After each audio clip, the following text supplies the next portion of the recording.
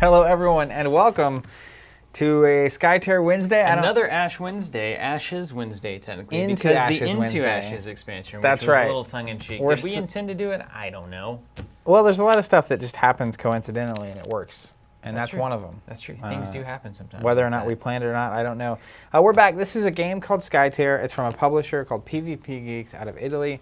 We found this game earlier this year and just fell in love with it. Still easily one of my favorite games. I think it will, 50 years from now, looking back, talking about the greatest games of all time, this is going to be on a list. You think so? Yeah, I think so. Like, for me, like, just registering what it's doing, it kind of gets the best of a handful of worlds for me. We're going to be featuring tomorrow on a throwback Monster Apocalypse, which is a game we fell in love with and played a lot. I also played a lot of X-Wing.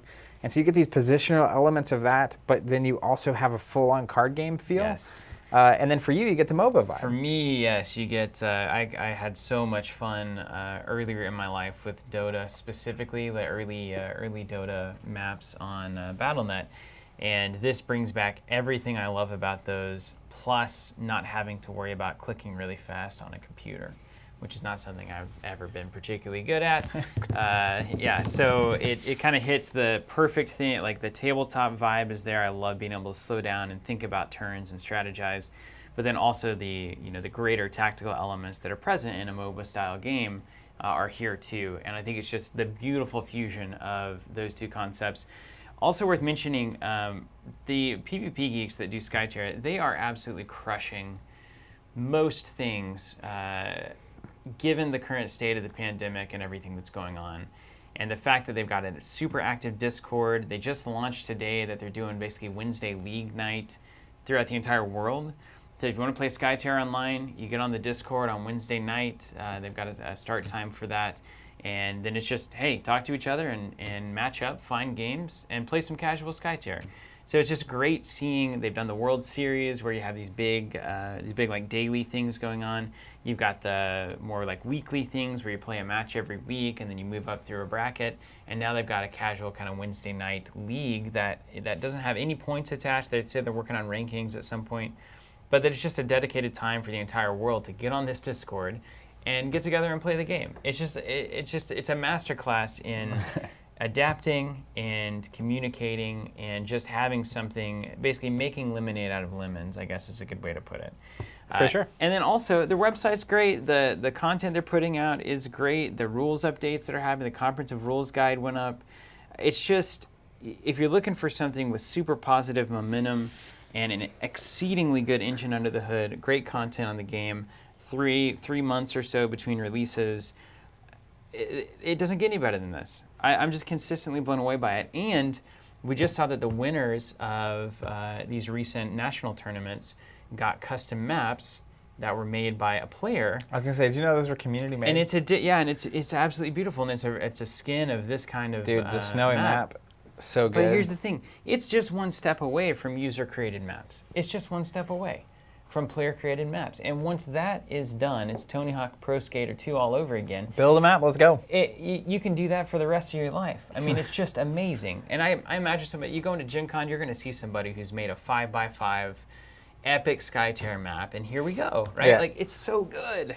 Yeah, there's a lot of possibility here. I think that you're totally on. We did a series on the podcast recently. We're taking the next 2 weeks off for people that haven't heard that yet, but we have a weekly podcast called The Covenant Cast, and the last episode we did is on communication, and PvP is a good example. We talked about them several times, where, just when stuff goes wrong or weird, which 2020 is that kind of year, your communication is super important. We did a whole series called How to Ruin a Game that I was a part of, but ultimately, they're doing a really great job. They had a little bit of delays of this Into Ashes expansion, which is part of why you saw it kind of disappear from our stream for a little bit. We were waiting on that to come out. We went back and we did if you're new, the last time we streamed Skytear was actually a tutorial. Yeah. So that's a great place to start. We kind of just break it down, literally every little piece. Since then, though, we've had the rules reference guide, or what's it called? The comprehensive rules guide, yeah, which is the kind of thing that if you're like me is very awesome. If you're like Zach, it will mean nothing to you. It literally means nothing. My brother was actually a part of that effort, him and a guy named Tapeworm. But he was explaining it to me, and he's explaining stuff. We're very different, but also very similar in a lot of ways. It's like looking at the code of a website is what it is. He was just like talking. I was like, I kind of get what you're saying. But like, how does it? Just tell me how it works, right? Just get to the punchline. It's a toolkit essentially to resolve any problem that you might run into in terms of how the rules interact. Yeah. Right. It gives you a very clear From framework. top to bottom, everything, and they went through everything. Yep. The whole game. So we might end up referencing that at some point. But it's cool to see. They just keep evolving and changing and doing stuff. And Steve and I both have our Into Ashes packs here. We haven't even opened them. I'm going to be shaking a lot of cobwebs off today because like I haven't played since the tutorial, and that wasn't really playing really. Yep. And then I haven't really played since then. Yeah. Because we're streaming 30-ish hours a week. There's not a lot of time. Outside of this. Time. I will say I love it. This comment's hilarious. Jared says, I'm going to be terrified of the Tulsa meta once everything opens back up. Wainwright's been tearing up the North American leagues. Yeah, he won. Of course, he's very good. And we'll put him in his place whenever it's time to play locally, because Eric ain't no thing around here. Yeah, I texted him. I was like, I feel like I introduced you to a game, and then I went away for a little bit, and I came back, and you got really good. He went all Super Saiyan on us. Metroplex saying, hey, Zach, did you spray prime your minions or paint them? Actually painted them. We did that on stream. 3-4 months ago, we did a handful of paint streams. Steven painted his minions, too. Spray prime them first and then paint them. Oh, yeah, of course. But that's fair. Fair to say. And you did what's called zenithal priming. Mm-hmm. So you choose your light source, and then you act like you're the sun or something? Yeah, you basically prime it black, and then you'll take a gray primer, and you'll prime it from where the light's coming from. So, you have this big thing. It's like from the front or wherever you want it. Right. And you spray a band of gray across it, and it creates a cool effect. And then, actually, I have this thing. Is zenithal. I haven't done anything yet, but you spray down, and then you take white from like wherever the light is really, really at, and then you do a thinner band of white. Let's go to I'm gonna cut this down real quick for you. Not that this is a painting tutorial, but you can see like the back is black because there's no light hitting the back, so I'm assuming the sun is coming from this, whatever light source is coming from this direction. If you look under, it gets like dark in the folds because the spray came down. Right on. The spray came down. That really helps you both see where the light should be coming from, and if you use thin layers like we do, it naturally creates kind of a highlight effect that is super cool. So what I'm also going to do today, anybody interested, is dive into a new deck building method that literally, I was thinking about Skytear last night, and I think Smiaz may have had something like this going on. Because I remember he said, whenever I was talking about various deck building methods, why not just go 3 heroes, 1 card in each to build your 7-card basically deck. Mm-hmm. And so I think that's a great idea. I'm going to take that concept and explore it on the stream today, and then we're going to play a match on the new map, the Ashen Pass map. Also going to just bust into the Into Ashes cards, the old school unboxing style. So this is kind of what you can expect. This is their little expansion that they did. I imagine if they do card expansions, it'll be about like this.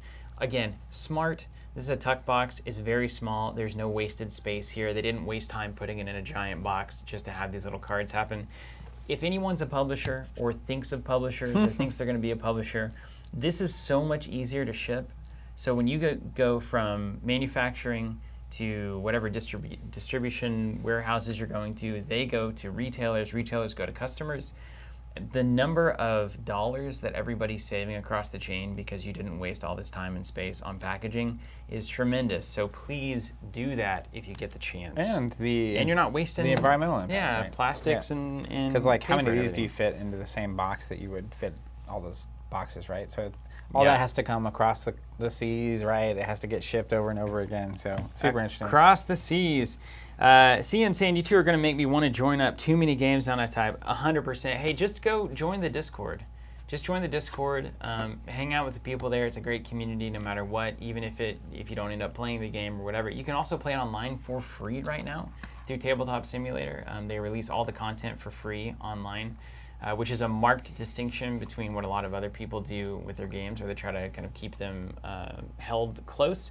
Us being from like the Napster generation, I would say, we kind of are I never thought of us us as like the Napster generation. Well, we're just over the idea that like anything can survive being behind a paywall on the internet. Like it will get shared, things will get out if they want to.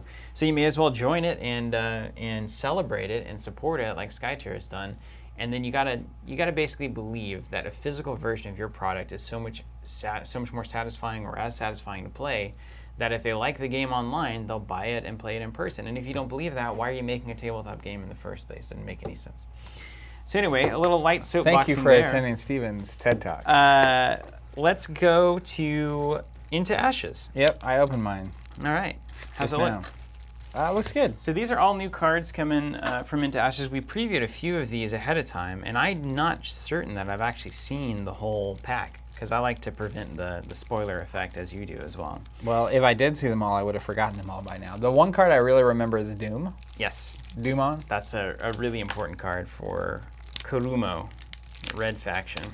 Jordan said we share the Discord link. So it's on their website. I don't have it handy. It's in the bottom, like in that little footer down there. Hard to miss. All right, so we do have Doom. I don't know, production folks, are we popping cards when we're up or when we're down? Probably when we're down. Only when we're down? But it's up. I saw the Doom okay, popping so we're in. Good, yeah. So here's the first thing I want to do. I'm going to take one card. I'm going to take one of these cards. I just want to They're see. improved, man. They're different. How do we feel? They feel nice. The shape is different. Look at that. How different? The new ones are much more rounded corners. Yeah, rounded. That'll save you 0.05 cents a card. Let me actually, do you have any red cards? Let me pull a red card. Yeah, that's a new one. That's not going to help. Here you go. All right. So look at the symbol in the top left. Yep, the symbol is definitely a different graphic design. It's a little more striking. The color is a more vibrant too. Like the red is more of a deep red instead of like, it got pretty light on these previous cards. Also, the iconography on the number on the right is stronger. It's like a glowing white. Yeah, there's just more, it seems like they're adding more like gradients and drop shadows and stuff to kind of bring these assets off of the cards a little bit more. Yeah, and you can see like the text is like bigger and bolder on Doom. Mm-hmm. Yeah. And then the flavor text is also easier to read on the new cards, for sure. It's true. Very nice. Continued improvement. Kaizen, let's go. All right, let's just look at these real quick. Yeah, show me anything that catches your fancy. Start with Doom. So we've seen Doom. We play with Doom a lot. Yeah. Doom's a great card. I love Doom. Anything that's a 1 for a +2. 1 resource in the left corner, +2 on the top right. That's just a great little card. But I have not seen this card, Mindfulness. So Mindfulness is a +0, a 1 rune. It's an action, so you can only play it on your turn. Additional cost, spend 3 action points. So that's your whole turn. Yep. Ready another friendly hero within 3 hexes and activate them after this the caster's activation. So you basically say, hey, exhausted friend, you get to go again. That's pretty awesome. I know you love Akimo, so like having the ability to just energize their bunny Akimo is probably pretty high on the list. That's going to be on the exploratory. That's happening today. I'm going to skip the blues because I'll leave that to you. I'll go there. Let's talk about Overflow. Draw 3, discard 2. I think this is actually a much better card for me than the other ones that I've seen. I like this one actually a lot more. You get the filtration. You're usually only looking for 1 card. You're digging for 1 card. How do the other ones read? The other one, what Nature Reclaims is draw 2 straight up, and then the other one is a 3 mana -1 in the top right. And that's Nature Reclaims. What's the other one? I don't really run them. For reasons that I'm not even aware of, honestly. I just don't.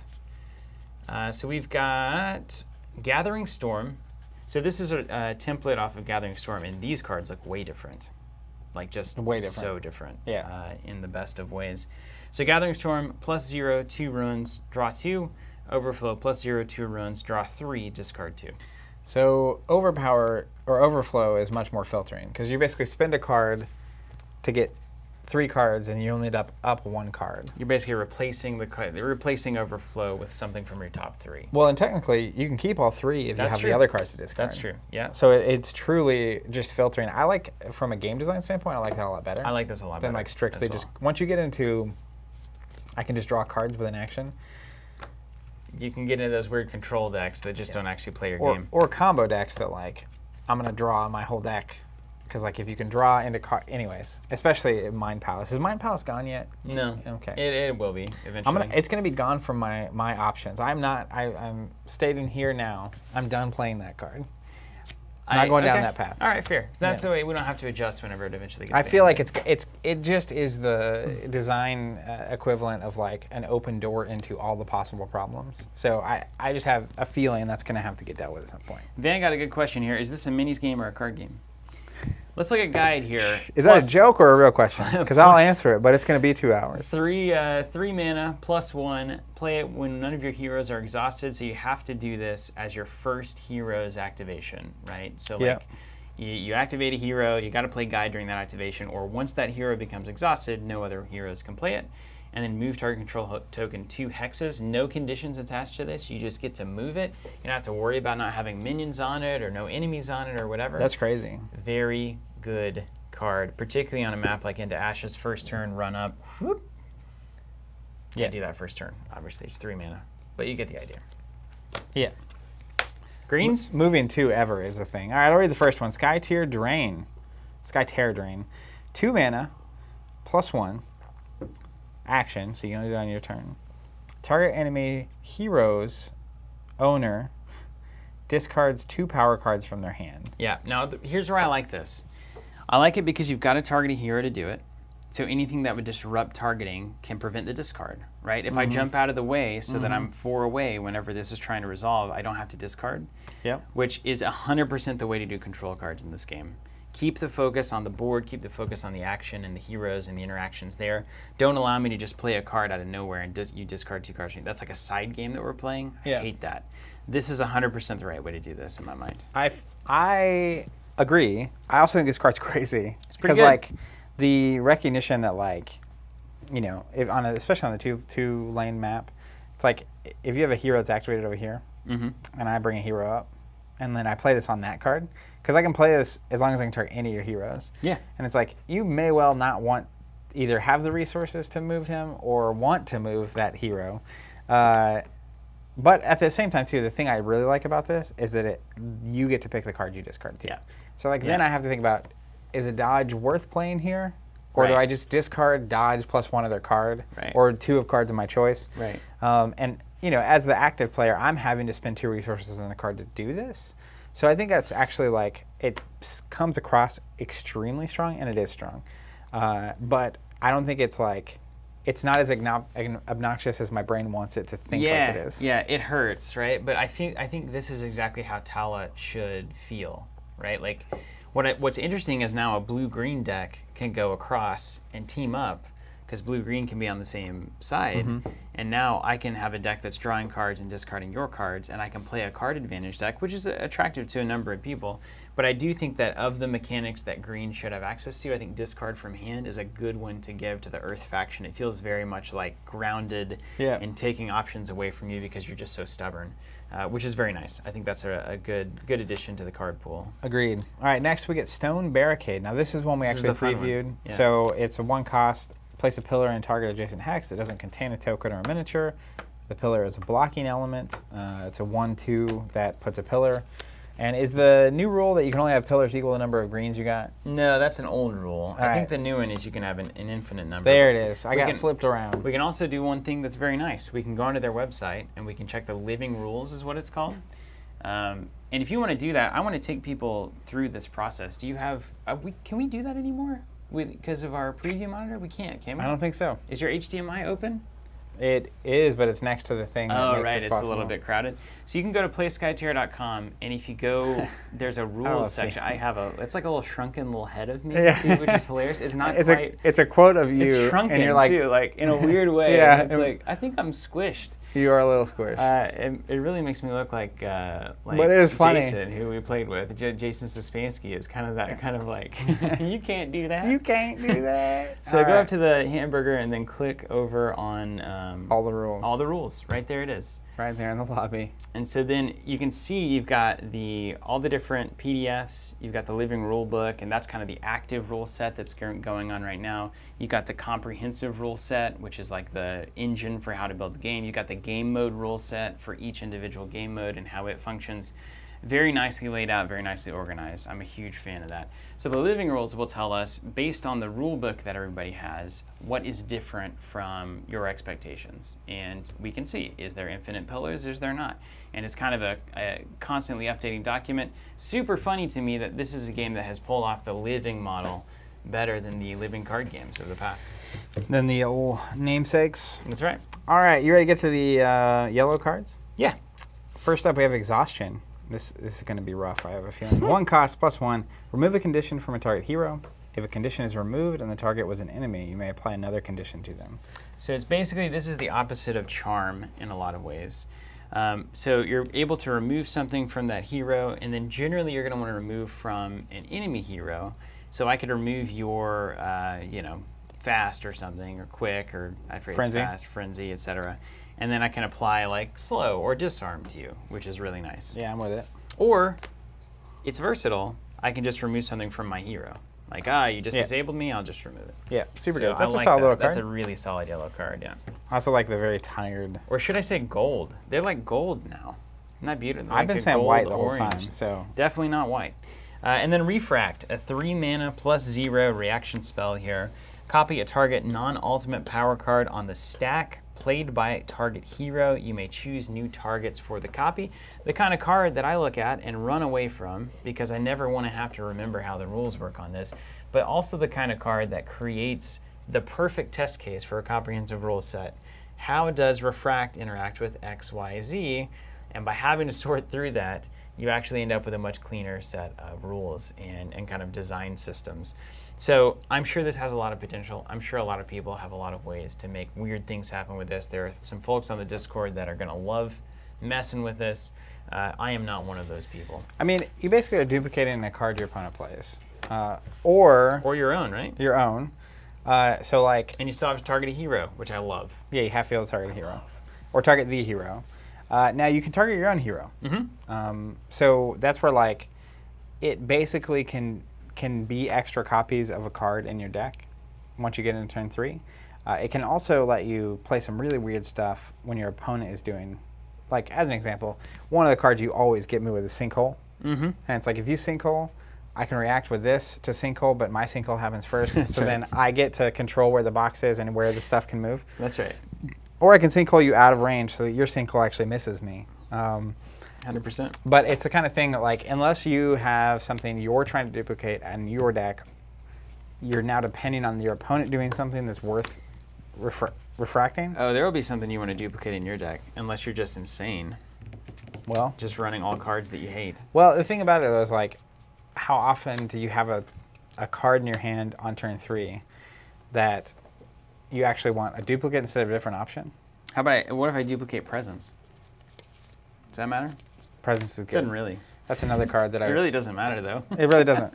But like, because you could basically have an option, or you can have the ability to double up on something. So All the 3 mana cards being duplicated is pretty good. yeah, Now that said, things like Dragon Punch or whatever that you often are doing, it's like it's going to clear the minion wave. What would it do if it was also shooting over here? And nothing, really. yeah.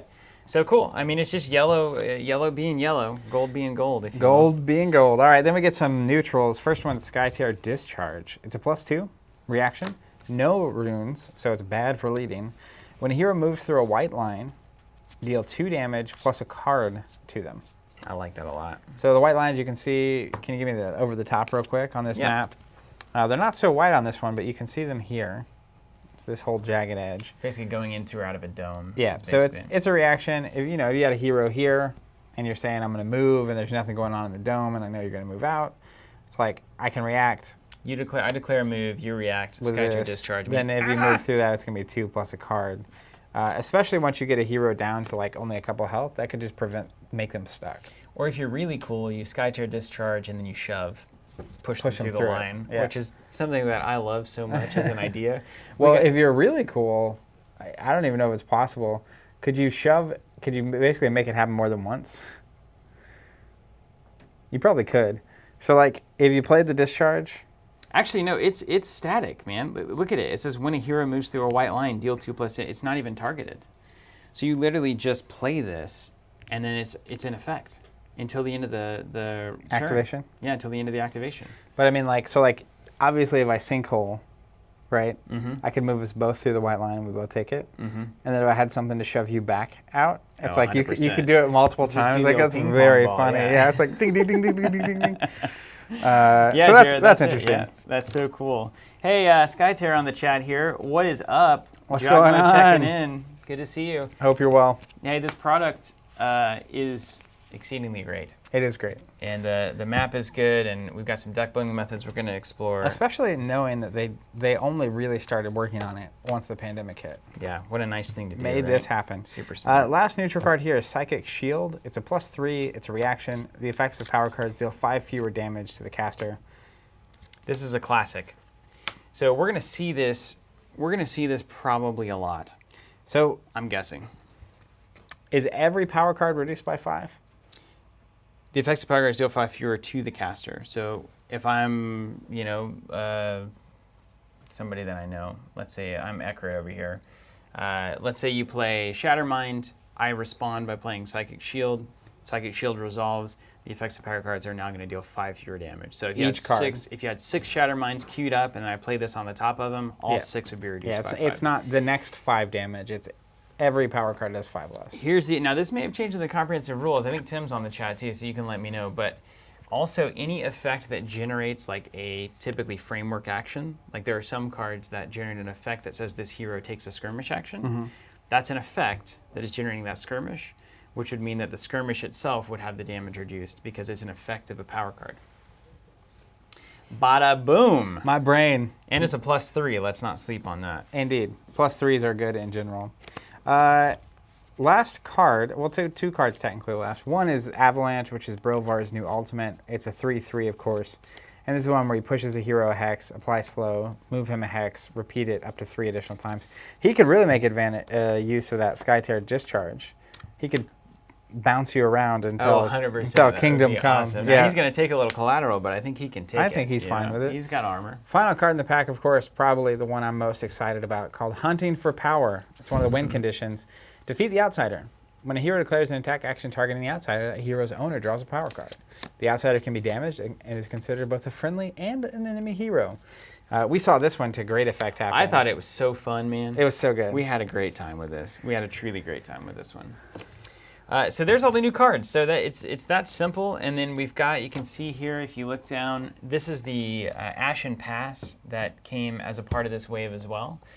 So this is a beautiful, just like little smaller map. It's easier for us to stream because it's just really easy to fit on camera. Almost a perfect square. This is the kind of thing, if you're a store owner and you're wanting to run a 16 or a 24-person tournament, having a smaller amount of space like this taking up your tables is really important. It makes it way easier to host those kinds of events. I saw somewhere, and Skytear on the chat can confirm or deny, I saw somewhere in, I think it was Discord or Facebook or an email, I don't know where I saw it. Some but random that platform. they were looking at making play mats of the 2-lane map. Oh, here we go. So my hope, Got my attention. putting it out there, especially for streaming purposes, is if I think you can lay it out in a way, the way it's laid out right now with where the scores are and stuff, makes it really hard to fit on camera. But I would love a 2-lane map that is Designed for space. that is as contained as you can get it, and Yeah. also on a play mat, so you can just roll it out. Yeah. But even like when I'm looking here, it's like these hexes don't quite need to be as big as they are. You know what I mean? Like how much space can you save right yeah, there? you get a little. I think it could get a little- definitely get like I don't know though. Once we get the yeah, you got a little space there. You got a little space. I mean, this there. is the only outsider that might create issue. You got some space. But I'm just saying, You're just saying. if in this field of view, What right about here, 2 minions though? You know, You got so much you, space. You got space. Well, I don't look. Oh. No, you'd have to do this thing. They just do this. Yeah, I got nothing. Geometry. Cool. Skytear confirming 2-lane playmats are going to happen. Yes, that's excellent. But even, I don't know, I don't know what it looks like. I'm trying to remember the map. We were getting the map. It was basically everything being on the other sides Yes. of the map that were a thing. So if those things went this direction instead. And also, you have two separate health tracks on the current 2-lane. So if you did it like this, where you share a health track all the way around for all heroes, then you can cut down that waste in some way or another. Yeah. Well, and like even on that one, now that I remember it, because you had the victory conditions on one side. What was on the other side?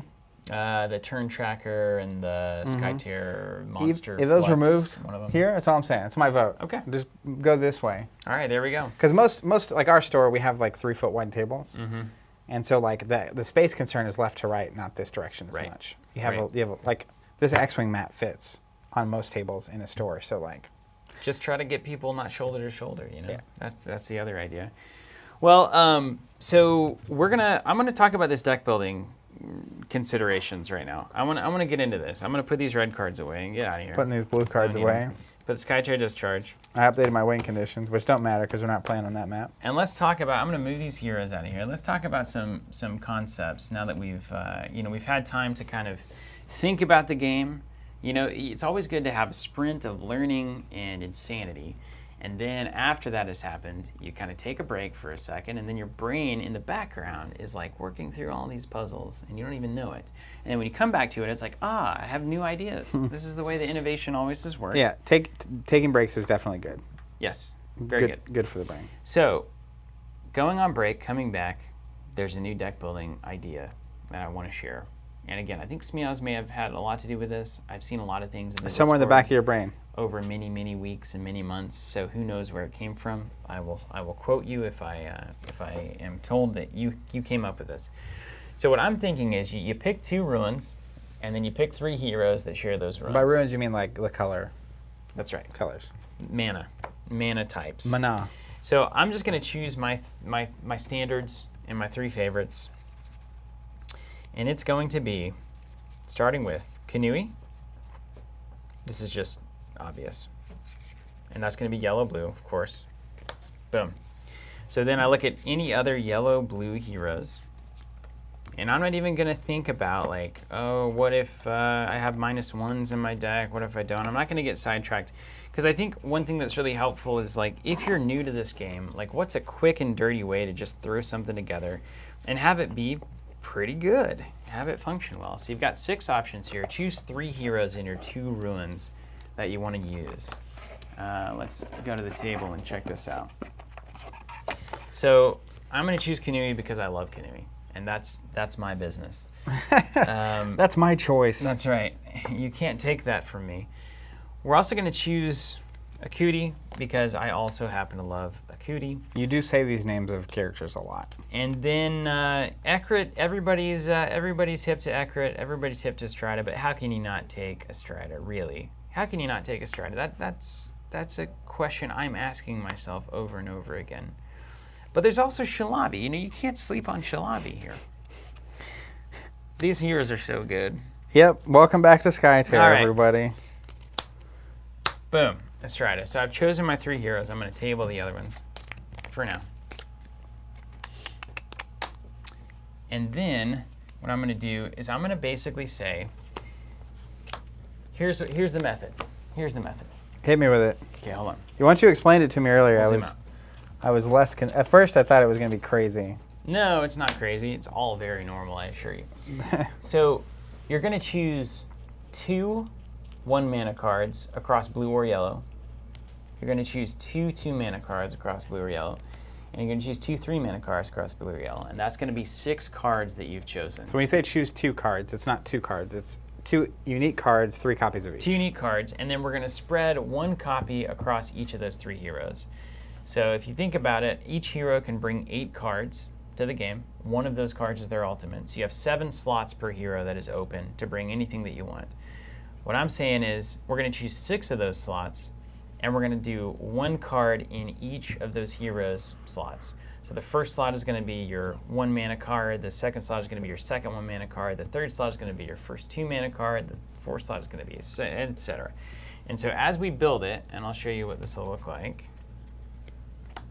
we'll have Strida, we'll have Kanui, we'll have, and this is all, it doesn't matter, it's all going to go to the same place. So let's say I like unfamiliar terrain, so I'm going to do 1 unfamiliar terrain on both, and then let's say I like through the eyes, 1 through the eyes on both. So that's my 1-mana slot, and so now I go to 2-mana cards and choose 2 from there, 3-mana cards, choose 2 from there. Where was this, Steven, about 3 months ago? Hey, I'm telling you, it's the rest. It's the rest and relaxation. It's the ability for your little brain molecules to get firing. David asking, is this a deck building technique for us noobs? Yes, 100% it is. Yes, choose 3 heroes. Make sure they share the same runes. For me, this is blue and yellow. Cecil says, I sure hope so, as a noob. And here we go. So I'm going to start with the cards that I love the most. And these are, I love them for reasons that I don't even know most of the time. Well, usually because they're pretty okay. They're pretty okay most of the time, which is kind of my life philosophy. Right down Really. the middle of okayness. I would just like to stay That's not true at all. okay. Okay, so there's my 1 mana card. My first slot is going to Swiftness, my personal favorite. I love this card. I love the idea of it. I love everything that it represents in the game. Second 1 mana card. Mm-hmm. Oof. Hard choice. Zach. Yeah, I know. And we're barely getting started with this game. How is the deck building in this game so much better than games that have 7,000 cards in it? And they're just working with what they've got, and it's just so good. It's crazy. Okay, so I've got fast. What if I did? Oh, Nourish. I love Nourish. Nourish is always good. Heal 3. You know what's good? That. Reactive healing. A reactive heal 3, yeah. Yeah, it's always good. Okay, so there's my 1 mana slot because I like it. Now I could throw Exhaustion in there because, you know, it's a new card. Maybe I want to test it out. Mm-hmm. I'm not going to. Then we go to the 2 mana cards. So I'm going to look through and I've just got my card pool sorted by mana cost. So here's all my 2 mana cards. And I'm going to pull the blue ones.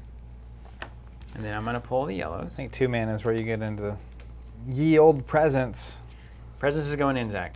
It's got to go in. It's the best, like the best card in the game. I know you're surprised. All Makes right. you want to flip a table. So the first thing is, of course, is going to be Presence because Zach hates it. And Enjoy I it love while you can. Yeah. Presence, Presence, Presence. And because it's me and I love this card, I'm also going to put in Shove. Yeah. I just love it. Lobby bar. Now, I could instead, if I wanted to, I could put in like the movement ability from yellow, the Time Warp, but I'm not going to. I could put in Redirect, which is this is a great card for yellow, but you know, you got to make some choices. Migraine, incredible card. Nightmares Incarnate, great card. You do got to make some choices. That's the nature of the game. Bewitch, great card. As I'm going through these cards, Ooh, Strength of the Pack. Yikes. I'm starting to sort so that I can see if I want to follow this same wild technique that you've... It's lovely because you have to give up so much. Yeah, you have to actually make choices. But the clarity of thought is super strong, right? Yeah. Because you don't spend a lot of time like hemming and hawing over which card to play, and then you get to the table and you can learn if the cards are as good as you thought they were or not. You're not wrong. That's my philosophy. All right, and then we go to the 3 mana cards. I've lately been singing Hakuna Matata a lot. Hakuna Matata. I don't know what happened or why it got there. I think it started with your Bare Necessities singing when we're playing Ashes. Oh, well, that's good. Good news. Just want to let you know the monster you created. Good news. All right, I'm going to go with 3 Chasms because I'm a movement boy. Boy. And then for yellow, they have some good AoEs to clear out some things. So I think I'm going to go with Wind Blast here. I Boom. didn't hear the word sinkhole, so I'm feeling okay. That's right. No sinkhole required. Okay, so you'll notice now at this point I've got a very easy method to build a kind of a framework 3, but you'll also notice that I've got 6 slots. One of those is taken up here by the ultimate for each. So I've got 1 ultimate and 6 cards that I brought in, and I can bring 8. So that means I've used 7 of my 8 slots. So here's where I get a little weird, and this is where we're going to be a little different than people who are probably more, what's the word? Good? Competitive? Experience? Aggressive? Awesome. I'm going to choose 1 card in each of these stacks that specifically is good for the hero that it's in. A little flavor. This is the spice. Yeah. This is the pepper mill. As an example, like if I were choosing cards, I wouldn't necessarily put 3 mindfulness in, because there's only certain heroes that I would give up their activation to let someone else go. I agree with that. Yeah. So for Kanui, I already know what it's going to be because it's just too good. And that is... Jared says, oh my, getting weird with Steven? That's my favorite bit. We're going... You heard it here first. Where is it? Soul Swap. You heard nothing. Boom. What can Kanui do that no other hero can do? Stand next to her illusion and not be the target of something. Mm-hmm. So if my illusion's over somewhere next to one of my other heroes, I can soul swap Kanui in, become the new target. It fizzles because you can't target me. That's awful. It's good 5% of the time, but when it's good, it's great. So I like to have 1 in here just because it's Kanui. David Latmore says, can you guys type this out somewhere later for reference? I'm totally lost. So it's very simple. Oh, hold on, yeah. And in fact, let me explain. Let me go back to the basics here. Yeah, super simple. So every hero in the game has 2 ruins. So let's pull up Astrida. We've got Astrida. Astrida is a little mermaid hero here. So heroes have a primary color, which is the background of the card. You'll see that her background is blue here. And then they have 2 ruins, which tells you the kinds of spells that they can cast. So if it's a yellow spell, and I've got a yellow rune on the hero, that hero can cast that spell. Can you give me a table shot? Yeah. That would probably make this make more sense. Oh, we were not on the table shot that whole time? Yeah. Oh my gosh, yeah, so this is going to be helpful. So every hero has 2 runes on the top, and blue and yellow is Astrida's rune spread. So I like taking heroes that share the exact same runes. So for blue and yellow, there are 6 heroes in the game that have a blue and a yellow rune. 3 of them come from the yellow faction, 3 of them come from the blue faction.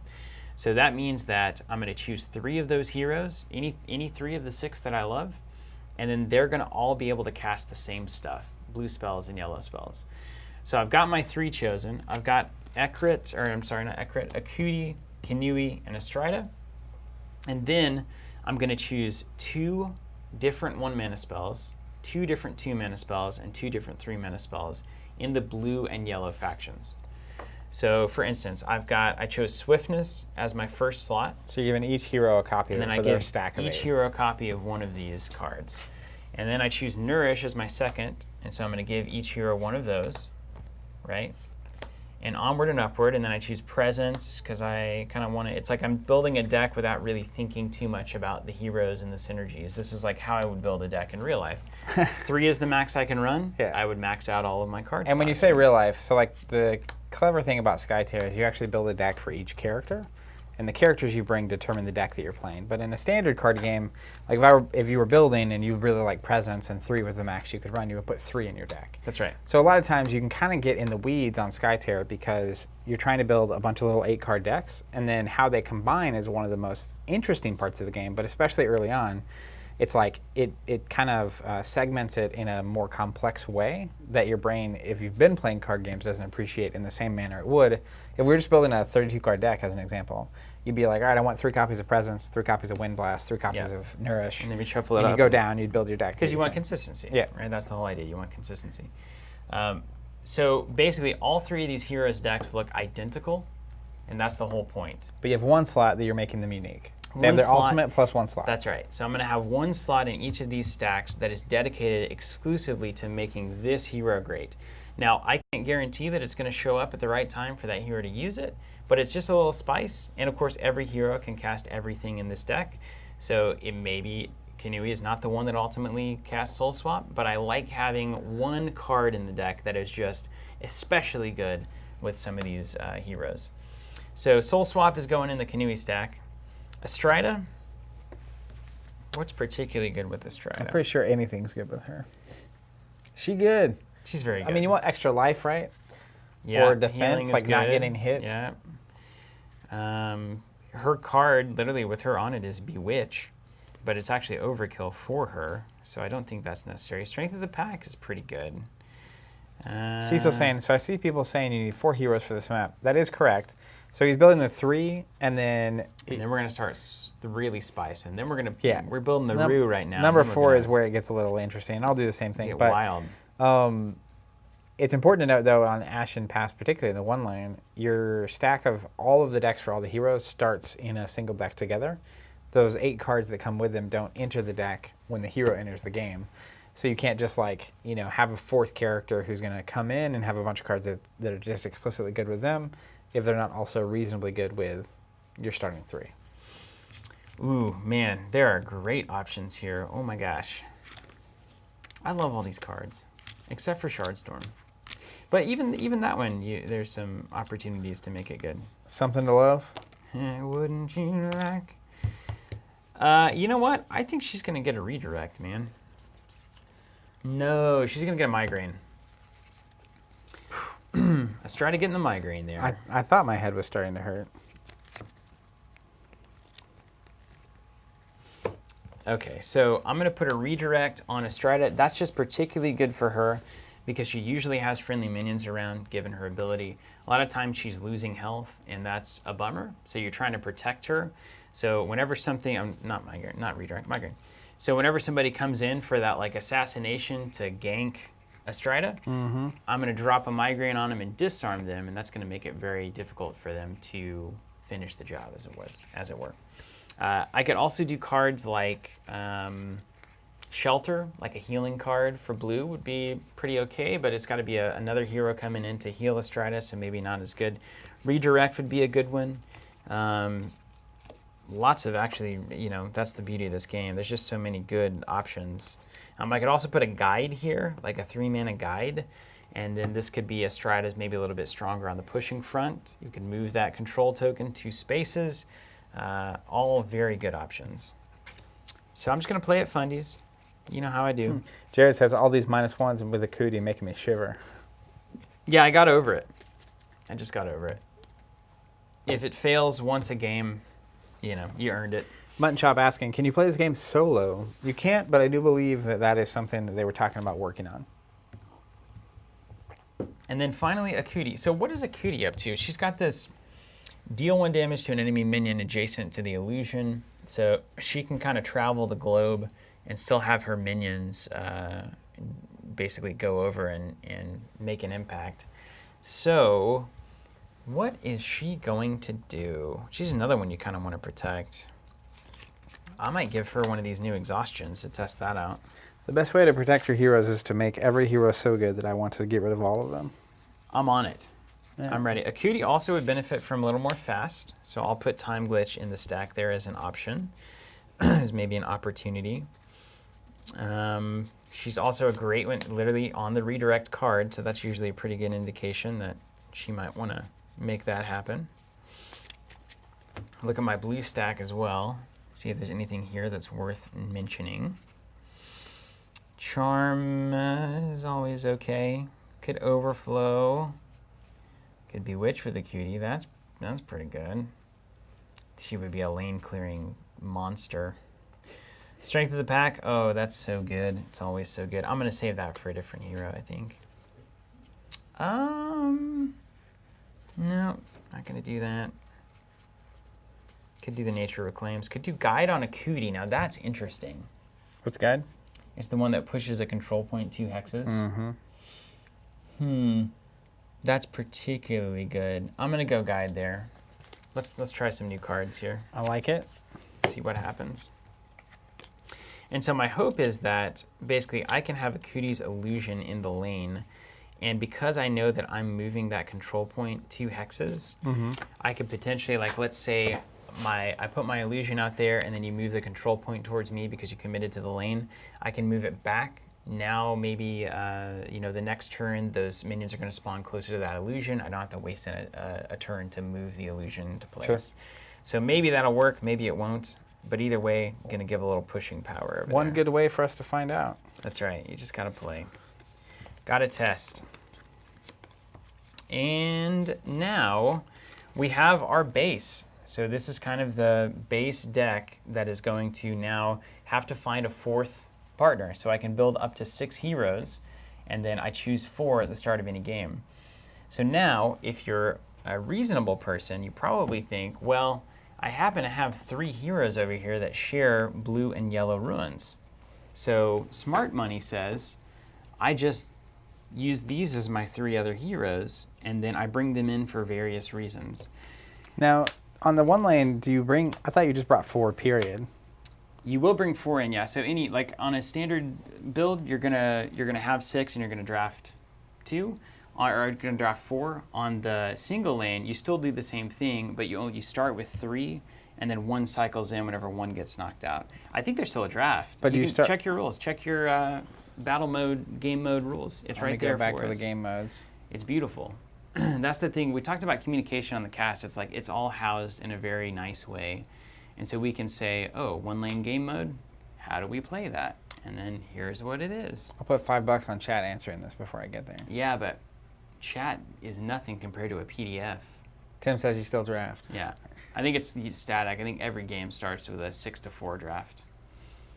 It's built around that functionality. All right, well, that's interesting. So with the 3 heroes that, again, are going to be vying to fill this last slot, you kind of ask yourself, what are the 3 reasons that you would bring these heroes into the party? So one reason I would bring, let's say, start with Korjov. Korjov in the top left corner has a little fire symbol. That means that Korjov is a mage, and mages have the only special rule among classes in the game that they ignore armor. Whenever they do anything, they ignore armor. I like that. Yeah. So when am I going to bring in Korjov? Well, if Zach brings a bunch of high armor stuff, it seems like I would want to bring Korjov. So I'm going to stack cards that are good against high armor stuff here. Yep. That's my next step. Then it's like, well, why would I bring Shalavi the Assassin in? It's like, I would bring Shalavi in if Zach's running a lot of mages. Because sometimes he does that. He's crazy like that. He'll bring in 2 squishy mages sometimes. So if I need to assassinate things off the table, whether that's because of objectives or because there's just too many great targets that have low armor, I'm going to bring Shalavi in. So I'm going to basically stack cards here that fit with an assassin type template. And then finally, Ekrit. Why would I bring Ekrit in? Because she's so good. Because she's great. So Ekrit's got a really good like pushing ability and a lot of good control options and a good kind of middle ground hero. So it might be that Ekrit is my go-to, and then if there's conditions that would bring in Shalavi, I bring in Shalavi, and then if there's conditions for Korjov, of course I bring in Korjov. So looking at my options here, and let's say there's some assassination potential that needs to happen. I'm going to start with Korjov, and there's a couple of pretty obvious things that I start with when I'm building a mage. One is, where are the direct damage spells? So I'm going to look at maybe like 2 Shattermind. I'm going to look at 2 Migraines, which are also direct damage. I'm going to look at 2 Nightmares Incarnate. And then let's do a big 3. So let's go to, I'm going to cut these Migraines and go to 3 Nightmares Incarnate, because I think it's just a more universally valuable spell. It's good. And then I'm going to include, let's look at 2 3 mana cards to kind of keep my ratios the same, so that everybody's got 2 of these. And I actually like Soul Scream here. What's it do? It's the deal 4+ to each enemy hit in your front 3 arc, kind of a destructive disc there. So let's put 2 Soul Screams in there. So I'm at 1, 2, 3, 4, 5, 6, 7 cards, plus the ultimate is 8. So I've got my like Mage of Death destruction package here. So if Zach brings high armor, I've got an answer. Then we'll go over to Shalavi, the assassin. What do assassins need? They need speed, so they can get where they need to go, and then +2 modifiers are really important for assassins. Yep. So just modifiers. I'm going to be prioritizing those. Here we go. You can put that psychic shield in and get that +3 going. I think I might. Actually, I think I might do that. Unfamiliar terrain +2, and it also is a fast slow card, which is just fantastic. We could add, and I think this is a very relevant add, is Strength of the Pack. You know what? Oh my gosh, my mind is so changed. Korjov is going to be bringing my Strength of the Pack. It is its own kind of direct damage. Instead of Shatter, I'm going to do 1 Shattermind, 2 Nightmares Incarnate, 2 Strength of the Pack. Not something I usually do, but here we are. It's a new world. Now I could follow the same rules building these guys, right? I could choose 2 1-mana spells, 2 2-mana spells, 2 3-mana spells, which I've kind of done. The only difference is that I've got 2 3-mana, 2 2-mana, 1 1-mana, and then I've got my specialty. So I just modified it just a tiny bit, which I think is fine when you're bringing in your kind of specialty stuff. So unfamiliar terrain on Shalavi seems good. People talking about your shirt. Oh yeah, sorry. I forgot this. I always forget this one does it. It's one of my favorites. It doesn't seem like it would when you're just looking at it in person. It's really not that weird. But I could see where it would try to pick up that gray and just go crazy. Then I'm going to go with Tetsudo on Shalavi as well. I haven't seen that card in a while. What's it do? +2, and if I would lose hit points, a friendly minion can soak it instead. So put up a little shield there. Let's grab some psychic shields. I'm going to throw those in. I like the Moxie. Boom. 2 psychic shields. And then 1 card that might be particularly good with Shalavi. So check this out. Dance of the Predator. Move Shalavi 3 hexes. Deal 2+ damage to an adjacent enemy. Then if Shalavi is shapeshifted, repeat the effect an additional time. So she's just rolling in and punching. So what is one? You know what it's going to be? It's going to be exhaustion. This is going to prevent me from getting disabled. It's going to be a good protection. And if I'm in trouble, I can, remove And slow, those kinds You of know you're things. playing against red. So if I get a little frenzy, you can turn a frenzy into a disarm, which is Bada boom. devastating. And then finally, Ekrit. So Ekrit's going to basically be, again, kind of my main line. What are some just generally good control-y type cards? So this is where I'm looking to add things like Redirect. That's a universally good one. That is a universally good card. She's also a pusher, right? She does some pushing. So even a redirect being a 2 rune is like strong. I love having Ice Wall on my Ekrit deck builds because she wants that straight line wind barrier, usually to hit heroes anyway. So if she's doing that and kind of lining up those angles, Ice Wall I think makes a lot of sense for her because it's the same AoE template. So you kind of think about, well, she's probably going to be in that position anyway. Let's make that happen. Then we've got, let's probably do a 1 mana card on her, which would be very helpful. There's so many good, generally good 1 mana cards. It's kind of troubling.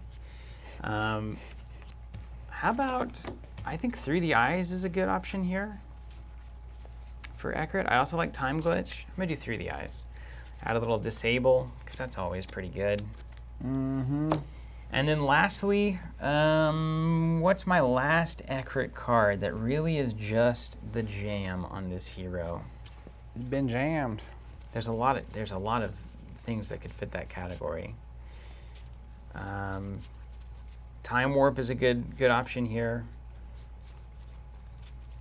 Twister of Souls is nice. That gives her a lot more of that kind of moving around potential. Migraine, another really good choice here. I've got room for that one. Don't worry about that. I'm not worried.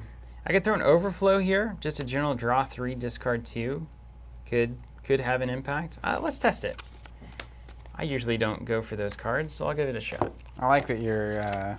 The thing I'll say about this whole method that you're practicing is that I feel like it's making you so much more willing to just go with it. Yeah, just try some things out, Because when you're like really trying to deck build, a lot of times you'll just get, not you particularly, but you'll just get Me stuck. particularly as well, yeah. I'll get lost in the weeds on this all day. Where you're really trying to determine the value of a specific card and how it relates to whatever other card you're looking at. Okay, so there we go. So I've got my main through, so I'm always going to draft Astrida, Kanui, and Akuti. And I know there is a pronunciation guide floating around somewhere that just is not, it's just never going to change. I'm just happy I know how to read. And then I'm going to sub in Korjoff if there's high armor targets. I'm going to bring in Shalavi if there's a lot of low armor targets, very squishy targets, and particularly if there's assassination objectives. And I'm bringing Ekrit if there's just kind of a balanced approach that I need to take, and there's nothing striking me as a big threat in either direction. Just good cards. Well, I'm going to use your method. Hey, we just built a deck in what, 20 minutes? Record time. 15, 20? Probably 30. I don't know. When did you start? Someone can roll back on the stream and see. Let's see how fast I can build a deck. All right, let's go. So it is 228. I'm gonna 229. We're gonna start Change going. the 229. tires, Take it is. Take the lug nuts off. All right. Let's So go. I have a little bit of a head start because I know the heroes I want to play. First is Shafathi. Mainly because he's over here, and the model that was done. I forget which person did it. Dan. Dan, the sand coming up off of this thing gets me every time in the galaxies. So he's an assassin and he's great. Oh, that means I get to play all 3 of the. Yeah. Were you gonna play any of these? No, I put all the blue ones over there. So good. I had forgotten how good these look. Yeah, they're so good. And Astrida? We're on blue and red, so I basically put all the blue possible heroes over here and all the red over here, so it makes sense. I've got the woman squad here. I didn't realize that. That's amazing. The power 4. Yeah, that's great. Meantime, I'm on the opposite train. Sathiru, also you'll notice he's a mage. So my core 3 are actually 3 mages. Oh my gosh. It's the old Wizards Shalavi's Club. coming in. It's the old Wizards Club. So then we'll get to my 4th pick in a little bit, which is obviously going to be a chemo, because I just has to be. Welcome back. So we'll do a 1 quick shot, one of my favorite cards. It's a +2 attack. It also gets rid of a minion. It's doing 2 things I really like. Clear Mind, another 1/2, gets rid of a condition and gives +1 attack. Going to be good for the mages. See, Zach's mind goes to those +2s. You got to watch him. I look at the effects. You look at the numbers more, I think. Not to say that these effects aren't good. Well, you're about to be surprised. All right. Using your method, dodge has got to go in. You got to go. So it's a 0. We also, this is what, I'm not sure that Burning Rage is the one, but mages are good. Especially with Frenzy. With Frenzy. You can't deny it. But it's got a +0. You know what I mean? I'm just looking at my 2s that actually are modifiers, and there's I'm only over here on -1s, and you're worried about. They're only at pluses. So let's just put it in. This is my initial spread, right? So then my other 2. I will say though, it seems like Red Strength, because you see it on Dodge, they're the only movement card that doesn't have a -1. Yeah. Red Strength is definitely just always hitting high modifiers. And I want to think about, I might end up working Doom into this, but we'll get back to that in a second. Too many cards. So then we get Reeve. Beautiful card. Which is another movement card, but it is a +0, although the 3s typically aren't exactly bringing the heat on the cards. And then a card I always love is Dragon Punch. Yeah, you got to have Dragon Punch. So like if I was just lining it out, now this is where like I'm looking at it, and it's like 4, 8, 12 of my 32 card deck already is a +0. Now you'll have your +3 for ultimate, so basically 3 of these cards are above +2, and then 4 of them are +0. Yeah. So if your special sauce cards are +1, +2, you're kind of a 50-50 on getting a positive modifier. Yeah, and you know, that's fine-ish. So let's just go crazy, and let's say a chemo's my other. He's a yellow, or a green, so he's a red-green, which is outside the... I like how you stuck monocolor here, too. That's just like... It's bringing the heat. It's all you want. Yeah. Now, what's your special spice in each of these? Now, oh yeah, that's a thing. That you get to do that. See, Yeah. this is the most fun part. So what is Shafathi particularly good at? So Shafathi predicts a lot. There's also, I forgot the direct damage card, so let's back up for a Let's second. also not sleep on the fact that both Kichi and Shafathi are bringing in predictabilities. So your ability to hit a good modifier is going to go up just based on the heroes you've got. Yeah, I forgot about my other color. You have yellow Yeah. cards. Oh man, see, it was going fast. I think Burning Frenzy is about to get replaced. Yes. That's the only one that you look at and you weren't in love with it. 3-mage list, you have to run Nightmares Incarnate, right?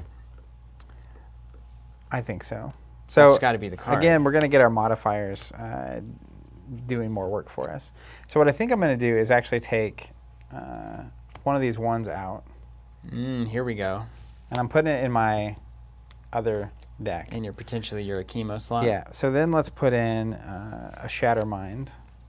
So that it's a plus, which is fine, but it's a direct damage card. Man, all you these are mages, bringing the heat. This is going to be awesome. I just want to like You're just going to jam. You're going to show me what it's all about here. Then I'm actually going to move my Burning Rage also over to a chemo, because it's really good with him, of course.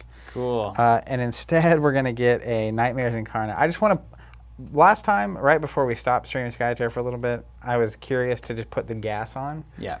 This is the gas for and sure. see what it looks like. So that's 3, 4, 5, 6, 7. So then that gave me an extra modifier card, and we'll come back to whether or not I need 3 Burning Frenzies or not. Then they each get a spice. They each get a spice. A sugar and spice card. So Shafathi resolves a skirmish. You can swap with your illusion, which is super cool. Yep. And Setharu, obviously +1 all power cards. You've already got like your Shatter Minds and whatnot, but maybe he throws in a migraine or something. Kichi, particularly good with anything? he gets +1 HP whenever he damages a marked enemy hero. So he loves these direct damage cards because it's like do damage, heal, do damage, heal. Then he can attack and skirmish, and it's just like heal 4 or 5. That's beautiful. Also, mindfulness on Setharu is pretty good. If he has the mana, though, it's all about having the mana to cast. I think cards that are high on my list. Redirect, Yeah, because these guys have to stay alive. that's right. That's really good with a mage. It's just not getting attacked. Yeah, please don't hurt me. Psychic Shield. Let me look. You could throw in Psychic Yeah, Shields. just for the auto cancel. I do like Psychic Shields because I want some modifier cancellation. So let's just say I put a Psychic Shield in. On Shafati. Now, these aren't particularly good. It's funny because your main three there's nothing really startling about what they're doing. It's pretty much just do a lot of damage with direct damage cards. And attack a lot. So that your pepper mill is equally applied across all of them. That is correct, yeah. So let's go one Psychic Shield, and we'll go redirects on two of them. So we're going to go 2 redirects, which I like. And then I don't think this is the list and or the lane count for Mindfulness. That's a card I really want to play, but I feel like getting a hero to activate again on a 2-lane map is just so good positionally. Yeah. Because you don't think my hero can get a certain spot. No, you're right on. Yeah. Yeah. I'm interested in working Doom in, so I'll probably work that in over here. So I like all these 2s, right? So 3, 4, 5. Let's say I put 2 Dooms in. Nice. Over here. So You're then there. that's a big stack of 2s, and I have a deck built. Done. Call it. Time. Ding. You didn't hit. You're just building 4, right? Which is fine too. Like if you're new to deck building and you're just looking to get to the table, just build 4 heroes and shuffle up and go. You don't have to worry about the drafting mechanic at all. That is It's exactly not a big deal. where I'm at. Okay, so that was 8 minutes. Good. Side note. Now we're familiar with the cards, right? So If you're new, take a moment, really, you look over all these different cards. Your evaluation of cards is going to change as you get to the table. So also just understand that, after your 20th game, the way you value swiftness is going to be different than your first game, where it's like, who cares, fast. Well, and I highly value actual swiftness, which is the faster that we can get to the table and I can play these cards, the faster I'm going to start being able to make decisions in terms of like what I actually think they're worth. I'm a huge proponent of that. That's just how I learn. So if you really enjoy deck building and you have fun looking at these lists forever, more power to you. But if you're confused and you don't know what choices to make, just start playing. We'll do even Steven for the choice. Always. Why is it so hard? Well, that's me. 5. All right, so you can choose to either go first or get the Skytear Flux, basically. Opposite of that. You can either go last or you can get the Flux, and there might be something else involved. Do you get the flux on this side? Yeah, Flux always. Equal number of cards these days. It used to be 1 less card We each as get well. 6? We each get 6, yeah. I think as the the ride or die player here, that I'm going to go first. Okay. So I get the flux and I get first. I think my list wants the first activation every round. I do think you want to go first, yeah. Because I'll have a lot of situations where I can maybe take a character or 2 off the board before your turn even starts. And in this mode, typically in like a 2-lane game, if a hero goes away, they come back the next turn if they already, if they haven't activated or if they have activated the turn after that. And so in this one, though, there's 4 heroes. So once you kill or defeat the first hero, the 4th one comes in. And then once you defeat a hero again, you're just down a hero. So like my goal is to literally get you down to 2 heroes so that I'm just an action up. So I've got Shalavi coming in because she's got Psychic Shields. We know the drafting process would have gone a certain way if Zach had brought 6. I know the 4 that Zach's bringing, so I can just draft my 4th hero right now. It's going to be Shalavi. She's bringing in essentially she's the anti-mage hero because she can kill mages pretty easily, and she's also bringing those Psychic Shields to protect me from the onslaught that is about to take place. So I'll get my 4 heroes and I'll sleeve up here. That's right. Don't forget our outsiders. Hey, that was smooth, man. I like that a lot. I think that's a really great. So the 2 things I think that are critical there is the 2 1s, 2 2s, 2 3s. That's the first concept. The second concept being choosing heroes that all share the same runes. Yeah. So if you do both of those things, there's only 6 heroes right now in the game that's the case for. So if you choose red and yellow, there's only 6 heroes that fit that description. So that makes your hero choice easy. Yeah. And then from there, if you're literally building like that, it's just it declutters that experience, because it is one of the best parts of the game, because it's so nuanced and it's an experience I've never had with deck building is in Skytear like that. But at the same time, that is probably also the most intimidating element for a lot of people. It's a great start so that you play that a few times, you start tweaking it, right? So now I'm going to take one migraine out and I'm going to put one in instead, or one other card instead. So my 3 ofs start to go more to like 2 ofs. Sometimes they go down to 1 ofs, etc. So you know, it's just a good way to get something to the table that's going to make sense. You can start testing and then start tweaking as you play. You got an outsider preference? Oh, let's see. What up, Kaminsky? What's up with this list? What would this list be trying to do? I'm mildly terrified of them all. Yeah, I know, right? I would probably be doing Terror or Dark Vigilante.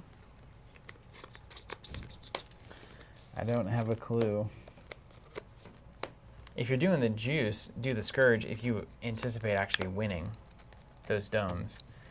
But if you don't anticipate winning the domes, what's the least bad thing for you, I guess, is the question.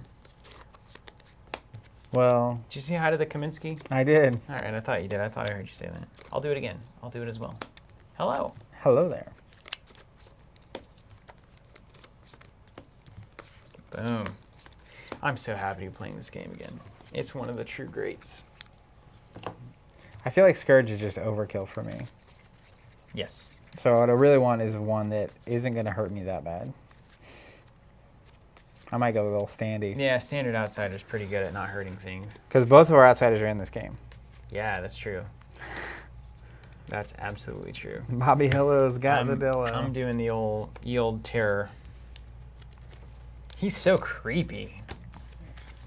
It's lovely. Old really. Winnie? It's lovely, yeah.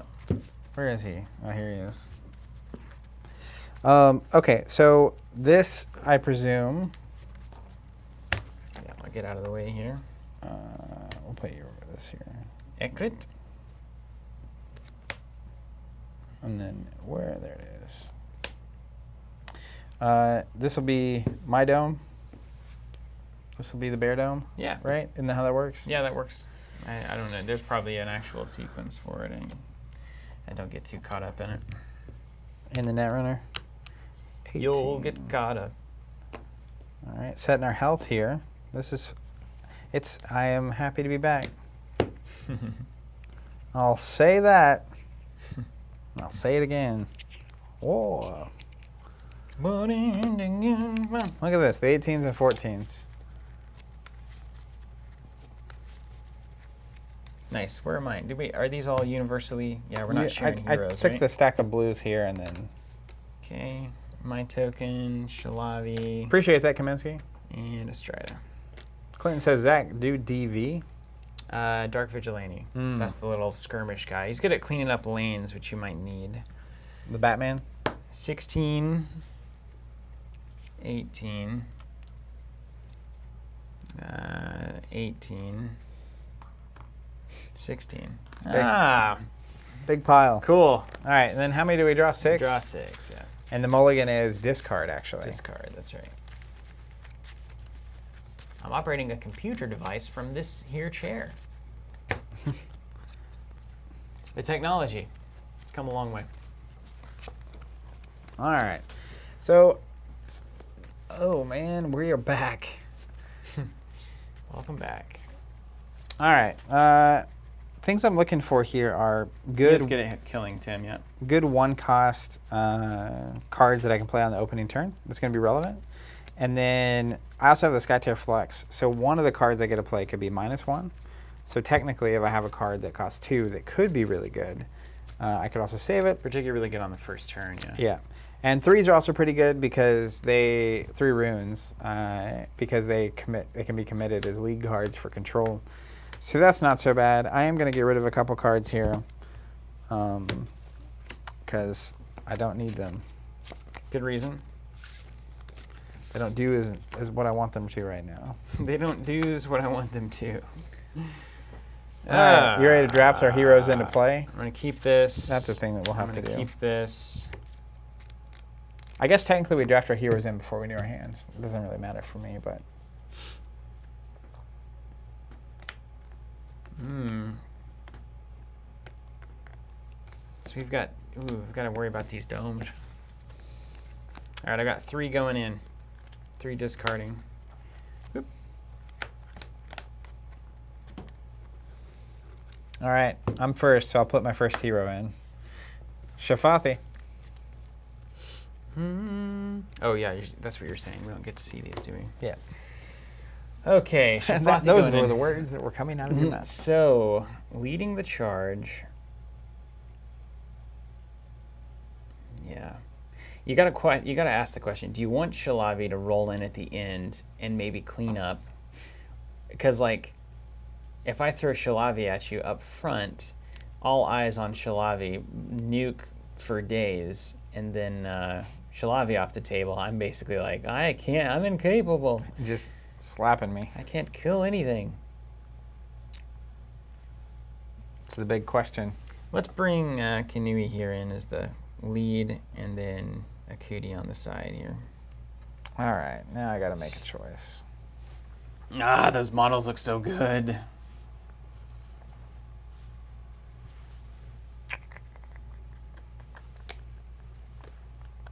It's so good in person.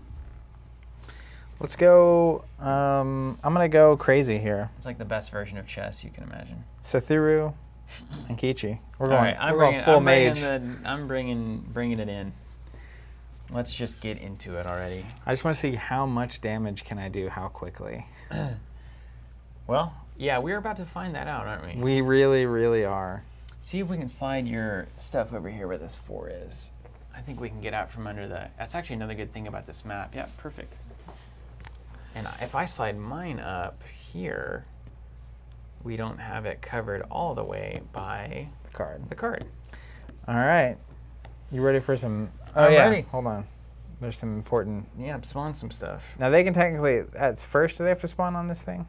They have to spawn... I think the current rules are, for this map in particular, adjacent to the token, and in this game that means around it or on it.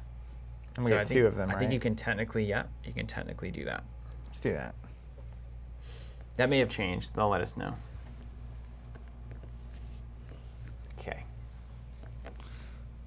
Let me look up this rule. Because I feel like I remember being able to make a wall on this You do first 3. one. You do 3 on this one. I think don't it's 3. you? Yeah, we have the handy rules that we can pull up, Yeah, 3 minutes. which I like a lot. You're doing the old Mighty Ducks there. The V.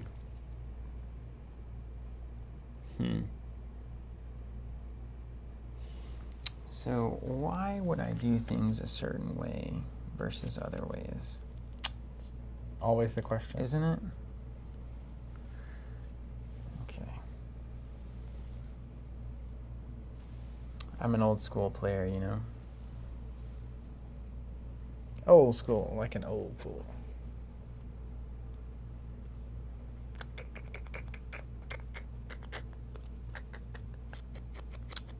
You know, it's interesting because if you're here, you can't attack. You can't hit anything within 3, which is interesting. You'll have to move. Not that you wouldn't do that anyway. Right? My man. Oh, let's go there. Let's keep it clean. This is the game of Skytear we're looking for. All right, you ready to go? I'm ready. Yeah, let's see All if right. we remember how to do this. So on your turn, you get 3 action points. And then technically cards that are have an arrow, like Shatter Mind is a good example. It'll pop up, it's got an arrow on it. Those are actions. They don't cost action points like a traditional action on your turn would, but they can be played before or after any of your 3 that you're doing. They're their own little thing. And the action specifically with the 1 arrow can only be played on your turn. If it's got 2 arrows, it's a reaction like this Nightmares Incarnate in my discard pile. So you can actually do that in response to things happening on your own turn and also on your opponent's turn. You can also do it as its own thing on your own turn. Like you can just play it as a moment of something happening. So I'm going to activate, and I'm going to activate... Nice. Let's go... This, man. Yeah. Guys, I can't even tell you how good it feels to be back here. It is good. Let's go with Seeing the painted models. Shafathi. Yeah, it's really good. He's Get out of going to move. Okay. I'll yell at you if I ever have any reactions. Move in fact, there. I can almost tell you that in this first round, you really don't have anything to worry about. All right. All the moves. Then he's going to attack that minion. Okay. So it's a 3 plus a flip the top card. Hope it's not a -3. Huh? Plus 0. Got him. And then all minions have 1 health. That's worth knowing. And then he will...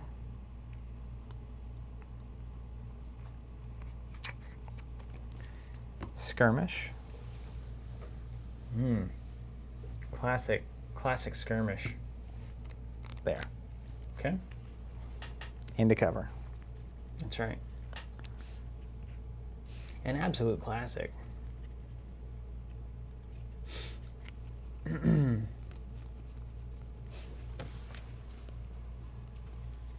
Trevor, he's lying.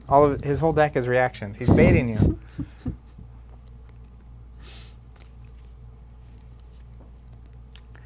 It's crazy. So we've been playing a lot of Flesh and Blood, and this is a super good parallel because it's a very different kind of game. It's non-collectible. There's a lot of macro stuff there, but it does one thing just like Flesh and Blood for me, which is you actually have a very limited number of pieces. Like in Flesh and Blood, it's a hand size of 4. In here, there's 3 models.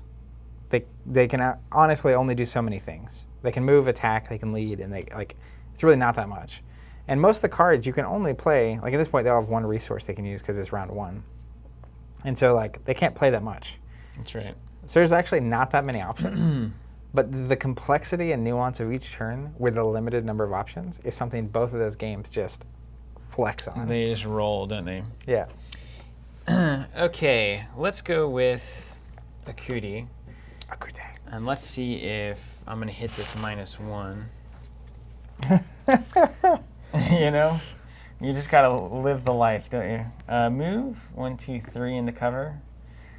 Second action, let's drop an illusion. So this is a worship action. Yeah, worship. So it starts here. I can move it 3. So I'll go... Well, I guess we'll just go in the pocket. Seems good. And then... Cue them up, boys. Last action, let's attack middle minion here. +3. So this minion goes... Blah. And the next one, +1. And what's the next one happening from? Courtesy of Akuti's ability, when you resolve an attack action, I may deal 1+ damage to an enemy minion adjacent to her illusion. And that's that. Melee? Melee. Melee. Melee. Melee. Melee. All right, X-Wing players.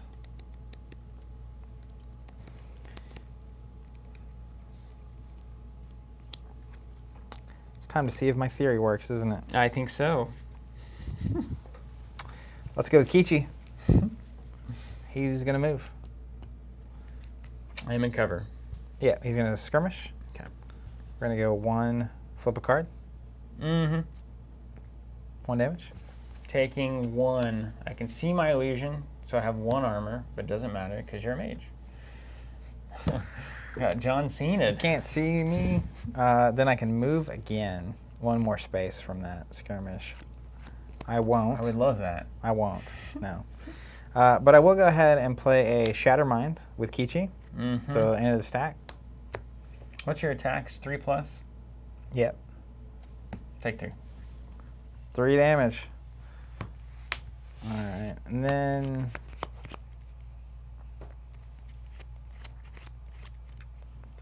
how do we win this? Towers? Yeah, these all have 5 on them. 5 towers? If you destroy the 1 enemy nexus, or if your opponent's, even if your opponent's out of heroes, you could still win. Technically, your creeps could win on, yeah. Your creepers. Okay. Well, I mean, how much health you got left over there? 12? Yep.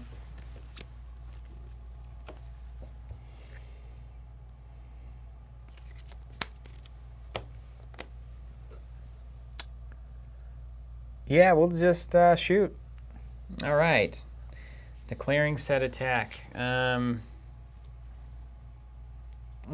get first reaction technically? Yeah, you do. Now, if I play something, you could play something. I could play something in response. Yeah, we could build it up, but it also is the same as Flesh and Blood. So like you could let me resolve something, let you resolve something. And then Okay, put go something ahead, on go the ahead. But if you pass now and I pass, then it's just a standard attack. That's fine with me. Okay. So you get the first choice.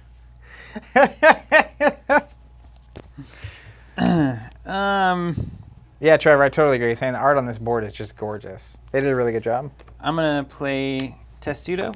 Okay. So when I would lose hit points, I can opt to have this minion lose them instead for the remainder of the turn. A friendly adjacent minion can lose them. It's a shame I used that resource already. Okay, cool. So 3 coming at you? Yeah. 5. Woo! Hot dang. Thank you. Thank you, Rockman. All right, go ahead.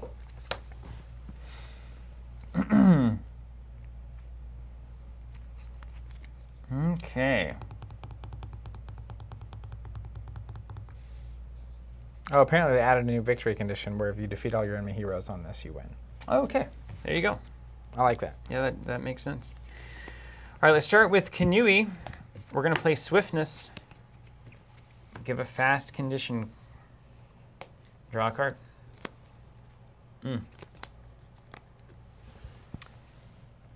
1, 2, 3, 4, 5. Whoosh. Second action. Mm-hmm.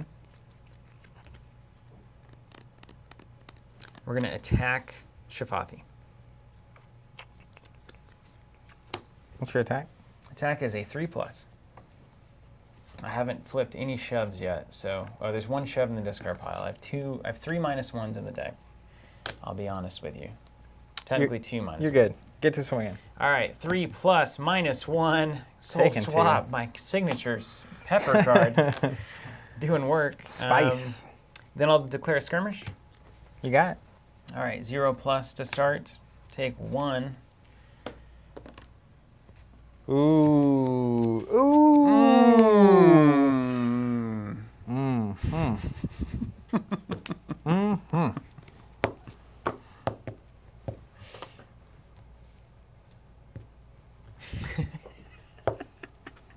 That was hilarious. Ooh. Ooh. He went for the dome. Oh my goodness, what's his name? I can't think of the comedian's name. I'm gonna have to look it up after this is over. It reminded me of something from the skit.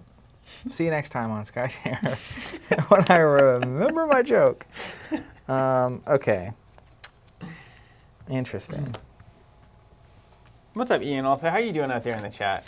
Well, I would like to hang out with you again physically. Hey, Ian and Eric and Tim have. Tim to some degree, yeah, as well. They were all on the Outsiders podcast recently. Hmm. As the first team in Skytear. I would consider them all outsiders. Are they Team Bust? What's their team name? You ready for this? Yeah. Hold on, I want to get it Tulsa? right. No, Ian's not Tulsa. I think it's Off Meta Gaming. OMG for short. Oh my gosh. Literally, you guys. just did it. Oh, yep. Guys. Those are the guys I would not anticipate to be off meta. They're as on meta as possible. We always play weird stuff. No one was playing Droids at Worlds, that's all I'm saying. or Matt was playing Mill. Matt is on metagaming. Anesthesia asking the questions that count. This stream is brought to you by Nalgene and Past Inside the Present, music label outside of Los Angeles, I think. An ambient music label. Check it out if you'd like to hear some nice peaceful, well, not always peaceful, some nice ambient production. Okay. Food grade plastic, sticks with you forever. Let's go with the Sky Master himself, Seth Thuru. He's going to move. Mm-hmm. Oh, I see your cover and raise your cover, huh? He's going to shoot this minion. Mm-hmm. Am I good? Yeah. 4. Then he's going to skirmish. Oh, you're going to bring the dome on, huh? I can't just give you the... All right. All right, so he's going to go 1, 2, card. Yeah. 3. Oof. Nice. And he's a mage, right? He's a mage, yeah. That's the theme of the deck. Yeah, I keep forgetting that I will never have to ask that question. Magic. Huh, so you really got to ask yourself, you know, what do you, Ian says, tell him, Zach. what do you think? So my thinking was, I can't just leave this alone because we're tied. You just walk in and get it for It's easy. insane. I also can't just leave this alone, so I had to deal with both, and you made me do that. For you to upset the apple cart here and also either take this or this, you're going to have to deal with a minion first. And she's a melee, and she's kind of slow, so like there's a lot of problems there. There's a lot of problems. Yeah, there's a lot of problems here. David's saying, is this map an expansion? Yeah, you can get this map by itself, I believe, from the Skytear website. It came through a subscription, but that time has passed. And subscribe now, and you'll just get all the future Skytear products here in the States. It's a fantastic service. I'll say... And this is a game... Listen, I'm going to say it. Listen, seriously. This is a game hold on. Can I get your box? You're gonna you're gonna be so happy that you have the full collection of this. This is going to become one of the it's a cult classic, like heralded 20 years from now. People are going to still have Skytear collections. It's gonna be like kind of like HeroScape. This People is one are of those obsessed with this. moments in a video that either gets clipped and it's gonna be on the news. I'm serious. You know, like national television. He or everyone predicted forgets, it. And then no one's gonna come back and like try to prove you wrong. This is a work of art. This is a game that 30 years from now, whenever you have your collection that you've trimmed down to only the classics, I think this game makes it every single time. It's an experience like no other. So good, and the quality is great. Playing Swiftness with Shalavi. Clinton says, is it a card game or a miniatures game? Nice little inside joke we got going now. Swiftness giving me a 5 move. 1, 2, 3, 4, 5. You heard it here first. Here come the claws. I see. You're trying to get Shafifi off the board. Shafifi might be going off the board. I'm going to declare an attack against Shafifi. Got that dodge? You get the first reaction. I got no reactions. I'll play a flux. Yep. No reactions. Dodge. Boom. There it is. Because you got to. Bring it on. Let's go. Is there anything that can hurt me next to this? No, not a hero. Staying in. All right. Well, I have to be able to see the space I'm moving to. Yes. Oh, that's true. I can't hop over here. Yeah. You got me. And then lastly...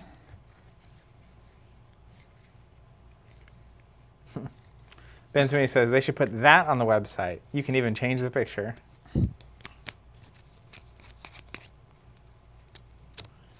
Brant, on this one, yeah, the 1 token does go in the lane. The number of them doesn't really matter in this particular instance, except for when we're resolving these outsider boxes. And then I'm going to commit. Ooh. Ooh. Ooh. Nice beats. Nice beats. What a great first round. That was a good little clean little sporting round. first All round. right, let's do some resolutions. In lane 1, it's 3 to 2. Plus 3. So you beat me by 2. So you're going to squash my minion and then... Technically, no, you have 3 because you got the minion. And so you have 2. And I have 2, so 1, 2, so 5 to 3, so I win by 2. Maybe that's what you're saying, yeah. Yep. We eventually got there. Squash my minion and then you move it 1? Move it 2. Ding. The squashing minion doesn't change anything. It does not, no. That's one of the common things that I still get confused about from time to time. Then we each get 2 minions. And now the spawn rules are normal, so it has to be on the thing first and then anywhere adjacent. And since I won, I do have to place first. And well, ooh, you know, I've got adjacency equals shields sometimes for me. So maybe I kind of want to block some things off here.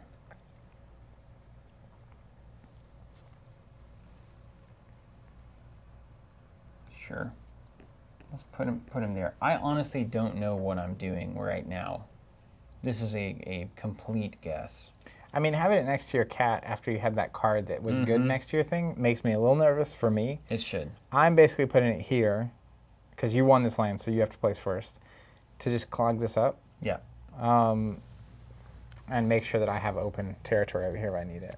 Very reasonable. All right, then we go to number 2. No winners. Number 3. No winners. No commits. Clear our cards off of our cats, ready them, and we'll see if the old assassin plan pays out. Draw 2? Yeah. Ooh, you really? All right. Well. Oh, yeah.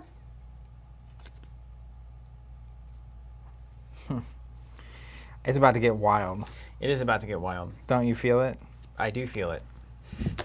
Can't you? Can you not also feel it? Just so like, yeah. It's almost medical in tone. He was known to be medical in tone. That's how I would describe him, for sure. That's so funny, actually.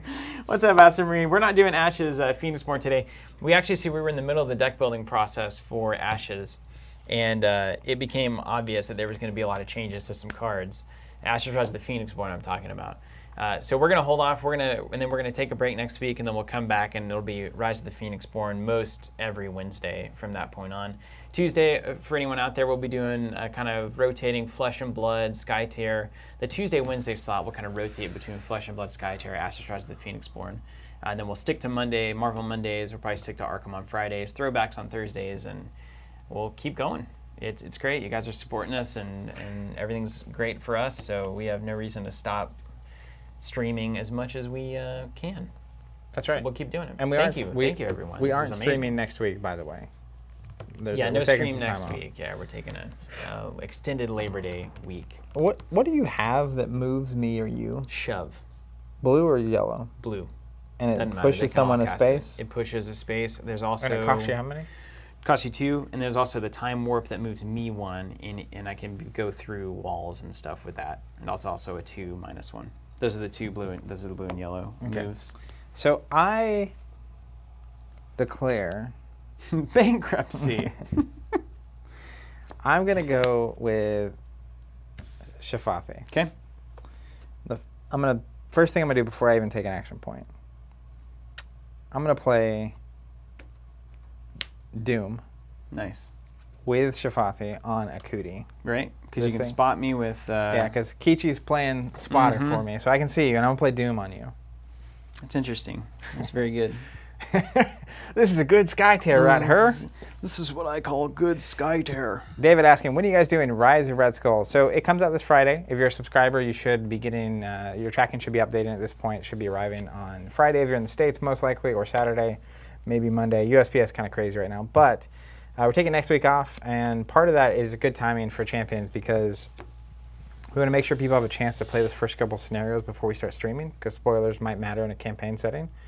And so literally a week from Monday is when we're going to be starting our first Rise of Red Skull campaign on stream, and we'll be playing through that probably at least 2 or 3 times before whenever the next one comes out at some point down the road. Doom on. I hate it. I just took all your options from you. It could be Psychic Shield and do nothing. Yep. There's 2 in here. Could also be anything and make it where all those 2s that move you don't do anything. So you're telling me that I'm trying to kill a cutie this turn. That's what you're telling me. You're broadcasting it far I mean, away. she's down to 12, so if I can get anyone off the table, it's going to be her. Now, the question you got to ask yourself is, so I've got shove, let's assume. So if I shove here, you can't spot me anymore. Doom fizzles, but then you've achieved your objective already, which is the movement is done. Now you can just walk up and start wailing. That's literally the same thing as if the top card flips and it's a 2. Yeah. Except I'm down 1 shove. Yep. All right, Doom on. It's a 1. Great. But I have achieved my objective. Oh man, I really could have drawn. I would love to have that in my hand instead of everywhere it currently is. All right, let's go.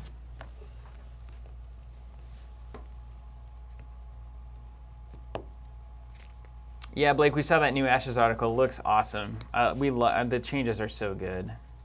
So good. He's going to skirmish. That's first action.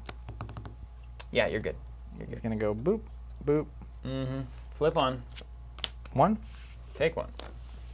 These mages are the worst. Second action. Attack. You got it.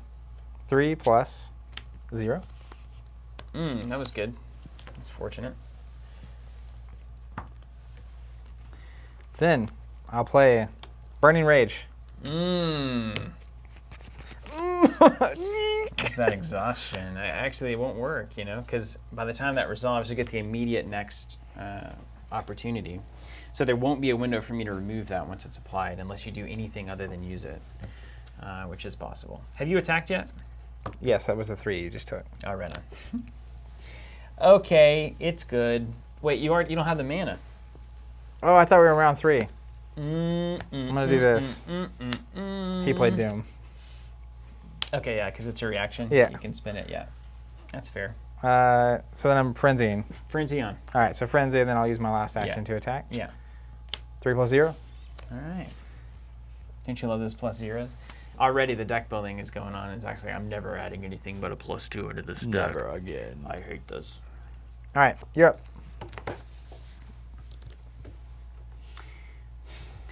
Oh. Is it even worth trying to prevent? Do you just embrace Death. death? Sweet, sweet death.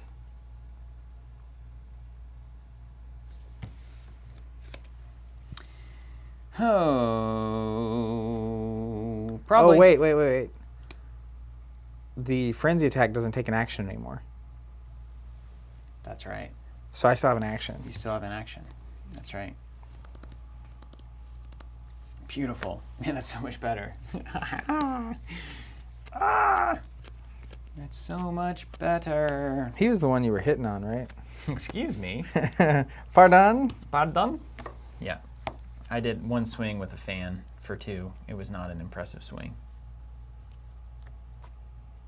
Let's it was no one cheered. Hold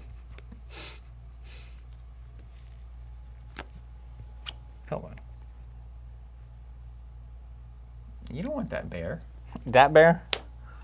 Let's move. Mm-hmm. You do want that bear. Dat bear down.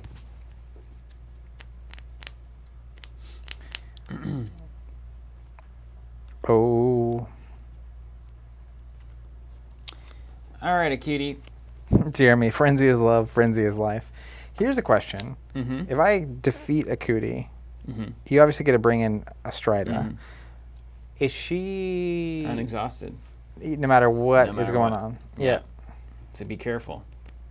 Watch yourself. Watch yourself. I can dig it. I can dig it. Isn't the complexity of this for the simplicity of it insane? It's incredible. I love it more than I love a lot of things, really. Top 50 list of all things you love? Yeah. Aye. Aye, aye. Aye, aye, aye, aye. Oh, man, we're in a pickle here. Tim's saying they come back in the state that the defeated hero was in. Oh, well, maybe that changed, or maybe I was always wrong. So that's good. That's good. I think that's actually incredibly fair. It is incredibly fair. Except these 3 mages isn't incredibly fair. I'll tell you that right now. Glass cannon, man. That's what they say, at least. That's what they say. That's what they say. Some say. They're still saying it. Okay, Oh, yeah, we really got me. we can get into this. We can get into this. Can you dig it?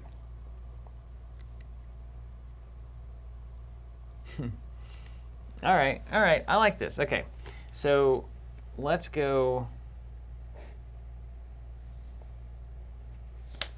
Acuity, unfamiliar terrain. Fly fast to the caster, apply slow to an enemy hero within 3. Kichi, Jet setting.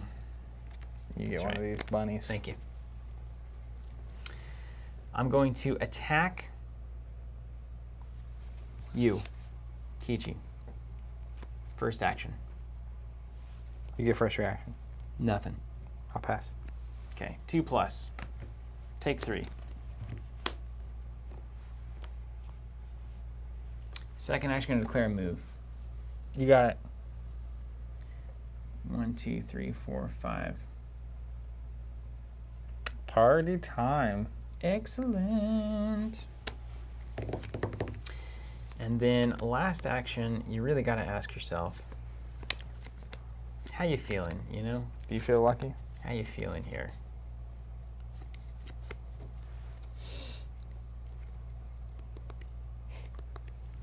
Oh wait, I gotta resolve this. That was the whole point. So attack Kichi, and then the illusion attacks this thing. Kills that minion. Okay, and then last action, I think I'm just gonna take a busted skirmish.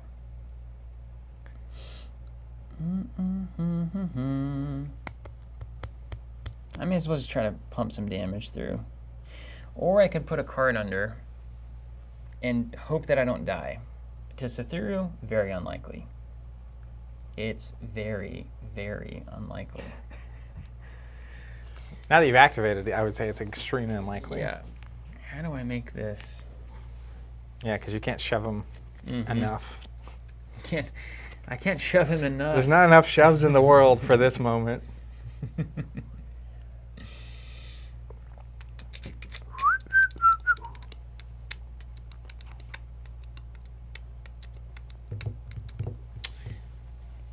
Let's reverse that.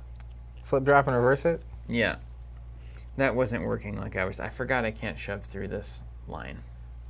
That's like Skytear 101. We back. Welcome back. Let me get that cobweb out of here. Yeah, right. Just sweep that one away. Thank you. Got him. I mean, yeah, so can someone give me I remember reading it, and there's been a lot that's happened since then, but the skinny on the Skytear Wednesday League thing that was in the email, it's apparently starting tonight. So all right. That's fun. Yeah, we're going to move here. 1, 2, 3, 4, 5. Just want to use it all. That was fantastic. Just want to use it all. And then... I can't tell you how much I love that. Last thing we'll do, you know... I don't. I'm waiting on bated breath, though. Let's move this illusion. Let's go. Let's go, Barbie. No, there's no good place, man. You're so fast. And I got them magical guns. You got magic. Get away from me with these magic guns. I love the wizard list, by the way. That makes me happy. It's just pure aggression. Yeah. Unadulterated aggression. You poked the wrong fire. You got these stupid range things. There's nowhere to go on this map. It's a little map. This map is tiny. This is a wizard map, I think. You're a wizard. You're a wizard map. Oh, this is ultimately all right, I think. So let's go to this square. 1, 2, 3, 4, 5. That's Okay. probably the least exciting for you. And then I don't really have anything fancy to do, so I'll just do a skirmish and do like boom, punch, come back. You got anything to do in the middle of that? So you Declare skirmish. You have a chance to react if you'd like. shot, moved, skirmish. Okay. Yeah. Anything? No, I'm good. Okay. So skirmish for 0. Whoosh. Done. All right. My cutie had a lot to think about there. Cool.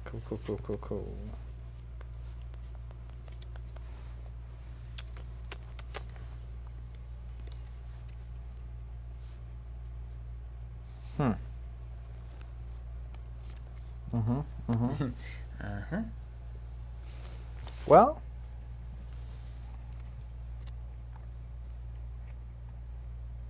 next round's gonna be crazy.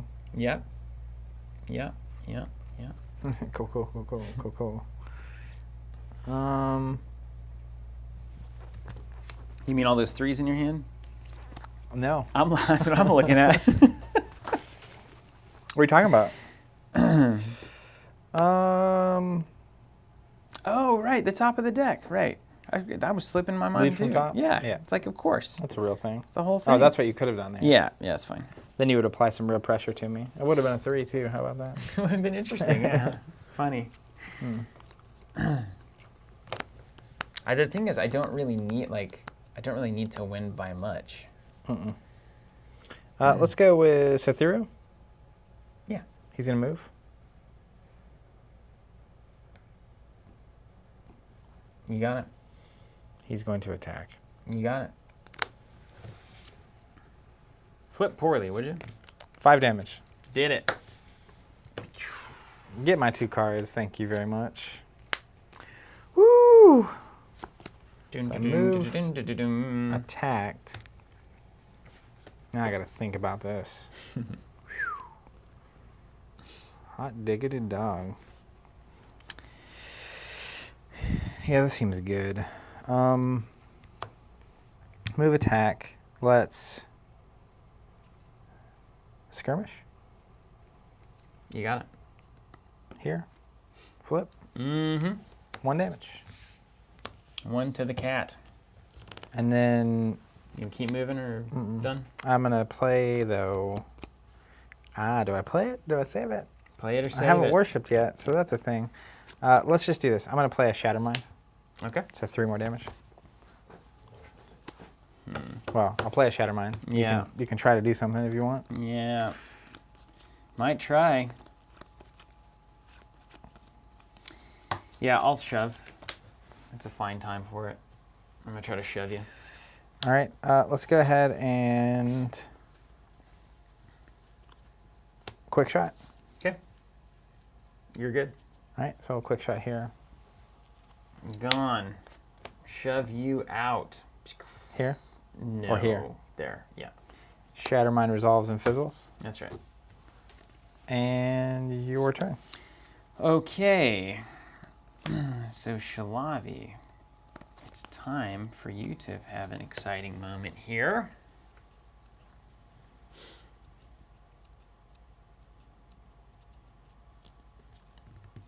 I don't like you're getting that bear.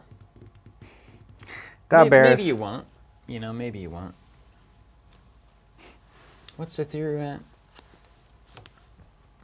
Health-wise? 14. 14, huh? So Kichi's really kind of the target. But let's face it, this could change at any moment.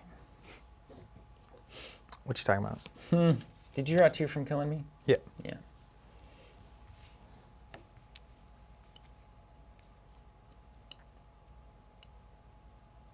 Okay. All right. So let's do... Can you be? Mm-hmm. I'm going to take a move. 1, 2, 3. Mm-hmm. Attack here. Got it? Take 4. And then I think I'm gonna take the rest of that sconting. Take the rest of the opportunity here. Let's skirmish. Mm-hmm. Take 2.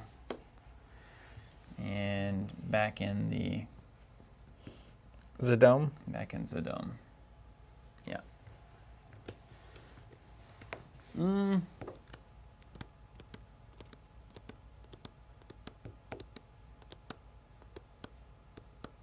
Back in the dome. Yeah, that'll work.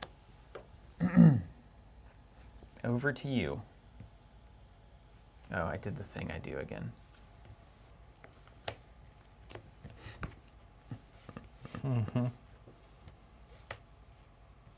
Okay, here we go. All is right with the world. Okay.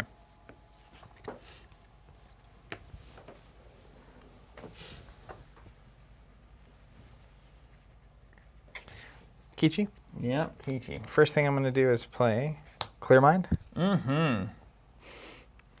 Looks good. All right, get rid of the slow. He gets +1 attack for the round. Then he'll move here, and we'll shoot Attacking Shalavi? Mm-hmm. You're good. 4 plus 2, 6. Take 6. And then I will lead from hand. Ooh, yeah.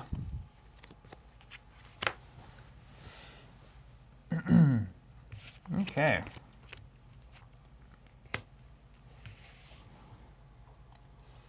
Well, let's take a crack at it. Let's do you got mana like a Christmas goose over there. Not that I can see the mana cost, but you know. Let's do Shalavi. We're gonna do a skirmish. You got it. Okay, let's go here. And let me think if I want to move. I'm going to do Scyther no matter what, so. Flip on. Mm-hmm. +1. And then, do I want to keep going or do I stay put?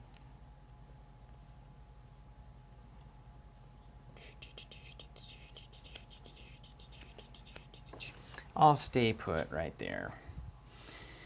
Second, I'll do an attack on Scyther. We got it. Okay, here comes 2. Let's do 5. 2 health. 2 health, he says. And then I...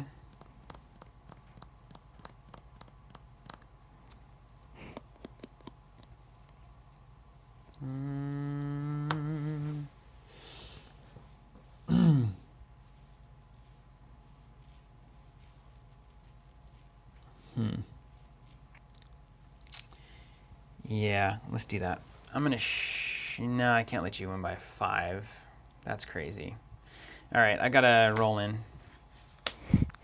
Card from hand. It is crazy, yeah. All right. It just sent it all the way back down the no field. thanks. End of round? Yeah. Numero uno. All right, we got 5 in. I'm at 6, tier 5, so I win by 1. You got me. Spawn 2.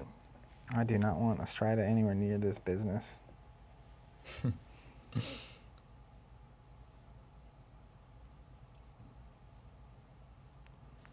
That seems fine. Okay. Then we spawn 2, 1 there. Let's do 1 there. Okay, then we go to 2. It's you. I get the bear.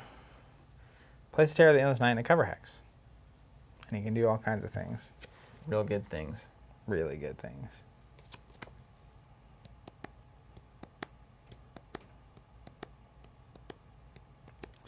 I think this is the hex ultimately, because then you have to place this guy here at the closest. 1, 2, 3. You can still see Scyther. That's terrifying. Because he's got the range. I'm wondering, there's a good question there. It's like, instead of committing, I could shapeshift, which is really good. So then when she loses hit points, she could do damage to things adjacent to her. So that's probably right. Like, you probably just end up with the thing here closer to a Strida, and then you're shapeshifted. Well, I think if you do that, then I would That's a good have to do the Dreadful first and move you here. And then I could start going to town. Start rolling, yeah.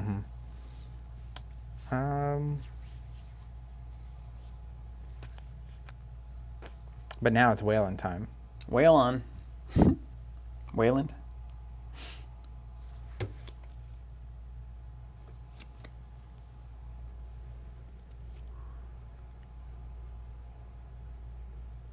Actually, super good. Is that AoE attempt to go through the bubble? Yeah, I think AoEs don't target. Yeah. So push each hero hit 1 hex and apply slow to them. So I could technically hit both these guys. And then pushing, you have to be further away from me. That's right, yeah. So I could put you here. Yes. Which is going to be good for me. Okay, let's do this. First thing I'll do is I'll attack here. Okay. So it's a 3 plus a card. You got it. 6. Ooh, hello. This isn't a mage. Not a mage, but I don't have any armor. The only non-mage on the table. 1, for me. 2, 3, 4, 5, 6. Okay. Then, oh, that's kind of interesting. I'm going to do Nightmarish Roar. Push each hero, hit 1 hex, and apply slow. So they both get slowed. And then that's the only place I can push Shalavi. Mm-hmm. and then I'll push you here. Oh, that's a problem. Do I have to push you? I think you do, yeah. And then I'll go there. Which is interesting, because it would give you a bonus point to this, because we haven't resolved yours yet. Yeah, that's true. So then they both get slow. And then the last one I'll do attack, Nightmarish Roar. Then I'll do Bloodlust, and I'll apply Frenzy to Akimo. Not Akimo, to Kichi. Ooh. Well, that's nice. Okay, then it's me. On number 3. Yep. Me on 3. And I think I gave a weird problem. Like where to spawn? Yeah, I think you can Only spawn on here. there, yeah. Yeah. I had to protect Satoru at all costs. Protect. Yeah, let's see. What does this guy do again? All sorts of fun stuff. Anywhere across to this, the outsider can't move. Anywhere across to this dome's perimeter. Yeah. Deal piercing and push 2 hexes. Well, that's something. Draw power card. I like that. Yeah. I'm going to get a picture. This is too good. It's too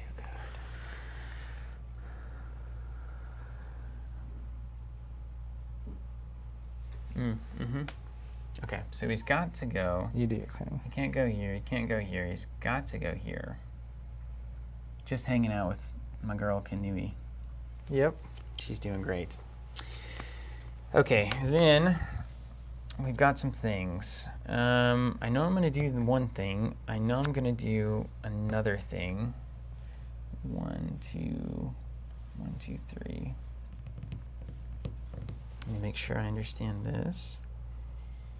Move them 1 hex, yeah. And then maybe I'll do this other thing. Okay. So first, let's attack 3 plus 0. 3 to Kichi. Go. Then we'll instill the draw power card. And then we'll deal 0 plus piercing damage to Kichi and push 2 hexes. 0 plus -1. Heal There's the one. heal. Let's see. You're 1, 2, 3 hexes away. That's 5 hexes away. So 4, 5. Downtown. All right, we did it. Outsiders resolved. All right. Discard the cards. Move the round to turn 3. Here we go. Satoru at 2. Draw 2 cards. Yep.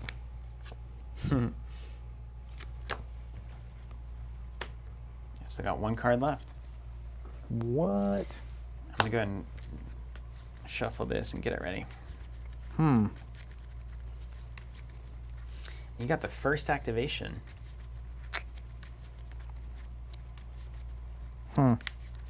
It's time for shenanigans. It is shenanigan time. You guys, Agreed. You guys know what time it is? Well, I feel like the shenanigans have to be me attempting to get that character off the board. It's just the beats. Shove has to be away. Is that correct? Yeah, push away, yeah. Did we say templates go through the bubble?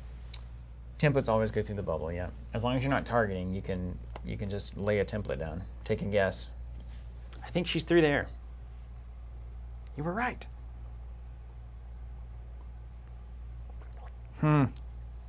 That's so good for me right now.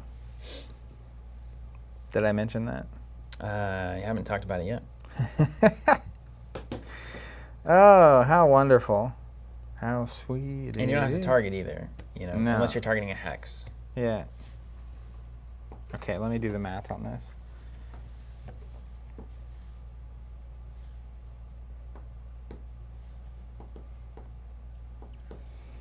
You really need to play like Warcraft 2. You need to take you back to the original. I'd do it. Is it like this? It just, the map reminds me so much of it for some reason. Yeah, and the whole thing, this is where the whole genre comes from, right? You have these, it's the RTS genre starting up.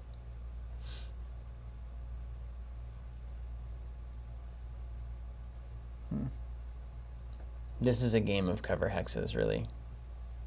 Cover is so important in this game, it's pretty amazing. There's a lot of ways for me to slice this apple. Okay.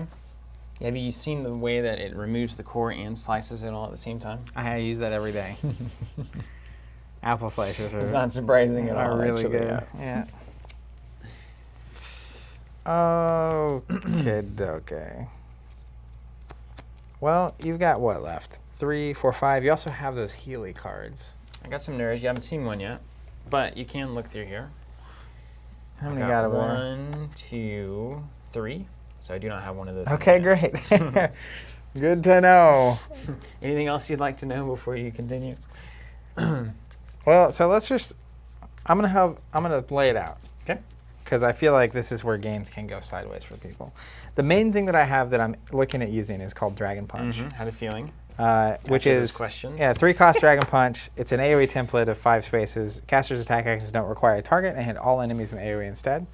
So what I could do is like move Kichi to this cover hex, play a Dragon Punch because you can't see me. You can't see me. Even if you have a movement, you'd have to really get somewhere weird because you can't move this way. So my Dragon Punch can literally just lace something. I'm not targeting something when I attack. He's also got Frenzy, so I get 2 shots. So technically, I know he's going to do 3. So if I have to use both attacks, it can happen. But if I flip a 2 or a 3, I just automatically can defeat you, and there's nothing you can do about it. And then my second attack, because I've got Frenzy, it doesn't even cost me an action. If assuming I don't have to use it on you, I can actually send this way to clear out your minions. You do the old Uncle Iroh special, huh? Now, what I don't, the real question mark for me is like, I could also do it with Sathiru. He's almost gone anyway. I don't have to move first. I can just play Dragon Punch and attack. And if that doesn't get it done, I can skirmish. And I can skirmish in and try to finish it. But that way, there's a possibility that I don't finish the job. That's true. And that's what makes me uncomfortable. But also, if you go with Sathiru first, then Akimo's going to come in exhausted if I kill Sathiru. And I'm not sure whether I want a Chemo or Sathiru to go. But I think... Good questions. I think what I'm going to do is go with Kichi. Okay. So before I'm just going to move with Kichi. Okay. Yep, nothing. He's going to move here. Then I'm going to play Dragon Punch. Okay. Let's think about this one.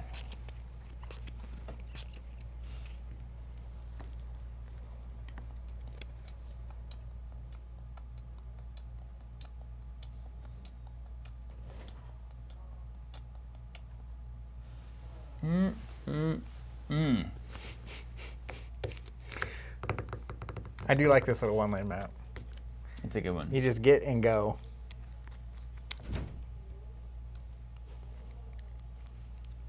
Okay, so is there any way?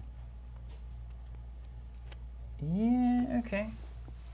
If you're playing Dragon Punch, right? So yeah, that's fine. I don't care about the Dragon Punch. That's fine. Okay. Then my attacks don't require a target. Everything under the AoE. I'll go ahead and just use the Frenzy token in case something goes weird. You technically have to attack first. Frenzy is like, if you've already attacked, you get to use it. Okay, so I'll just attack. Okay, so this is your second action? Second action.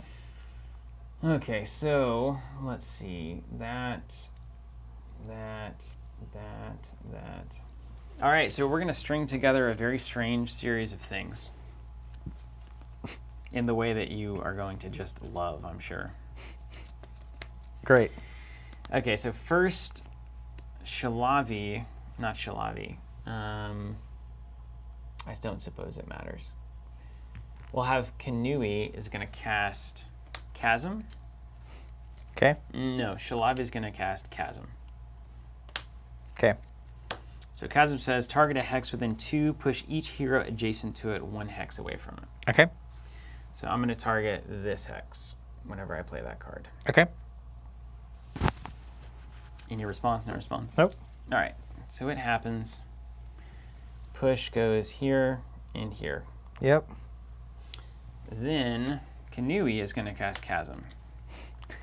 She's going to target this Devil! hex. This hex.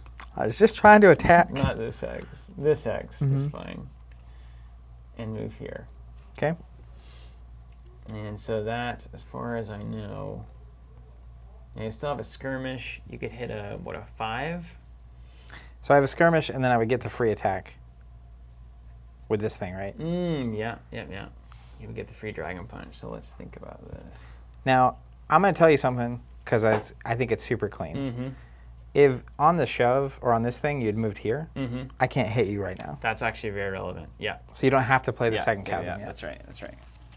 That's what I thought you were going to do. I was like, oh, no. Perfect. Yeah, so we can do that. That seems good. So when you win, I'm going to get a 0.1 win victory Well, on you this. still get all the minions. Yeah, so the attack will go this way, and you'll lose 2 minions. Flip for it, though. I want to see what it would be. Oh, I get to. Do you still flip, right? Technically, so, it's yeah. a normal attack, right? +0. Okay. All right, so When I he even killed me. moved and I attacked. That's That's fine. right. And she's the one that played the other chasm. That's right. Kanuva can also play it within 2, so the dome is... It's going to get friskier for you to avoid the second attack, though. Let's go skirmish with Kichi. Nothing to be done there. Yeah, he's just going to go boop, boop, there. Yeah. 0. All right. Then he's going to attack Okay. with this token.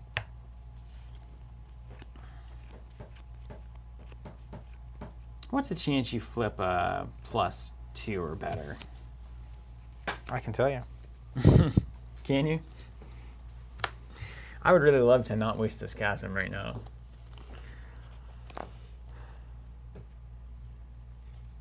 I think all my 0s are gone. So... I don't even think there's anything I can do. Because you're still dragon punching? Yeah.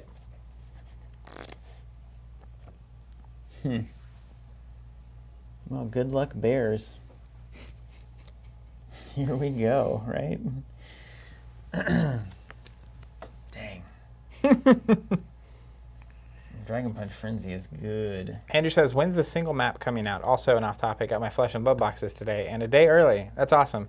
The single map's out, so if you're a subscriber, you should already have this. And then if you weren't, you can pick it up from the Skytear website directly now that it's been released. And whether or not it's available from them directly at this point, I know there's some supply question marks, so you'll just have to keep checking on the website when they have that, but it's technically been released. So if you want to automatically get those in the future, check out the subscription. I think I just have to hope that it goes well. How's your pile look? Would you say you have a lot of +0s in the pile? I think I'm out of +0s. Okay. The question is whether I'm going to hit a +1. Yeah. Because I also have only seen What about the alties? 2. There's 2 in there? Mm-hmm. 2 of 4. And you got a hand of 3. Your odds look pretty good at hitting this. There's a greater than 0% chance I miss, though. Yeah. So would any of it matter? I guess, is there anything I should be considering in terms of position when I die or when Kichi's gonna wreck? Because at this point, it's really a game of stay alive. I think my game plan coming into this was not really well established. So now it's just survival. Here we are. I mean, we're here at kill all the heroes o'clock, which is not really where I wanted to be.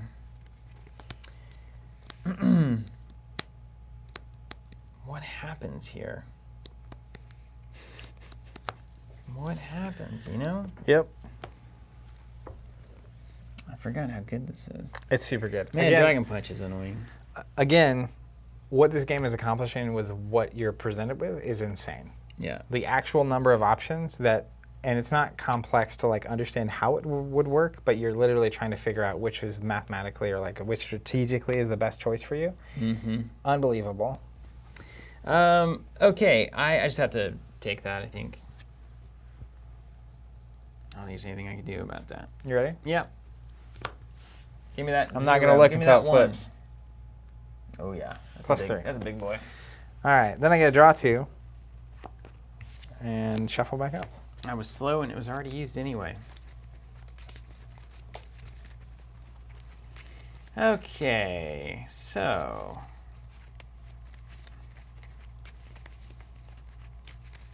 this is a problem. Big problem.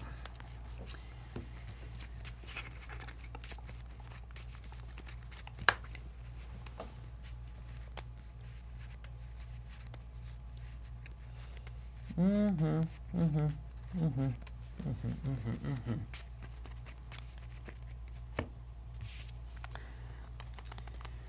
right, let's go with Estrida. Okay.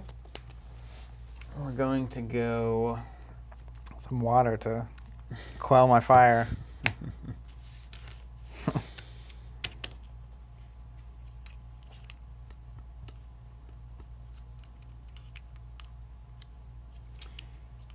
Move 1, 2, 3. Okay.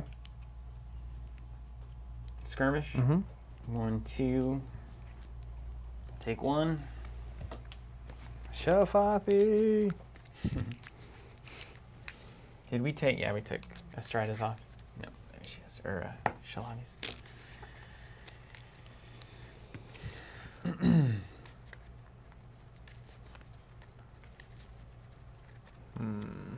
All right, I'm going to attempt to cast her ultimate.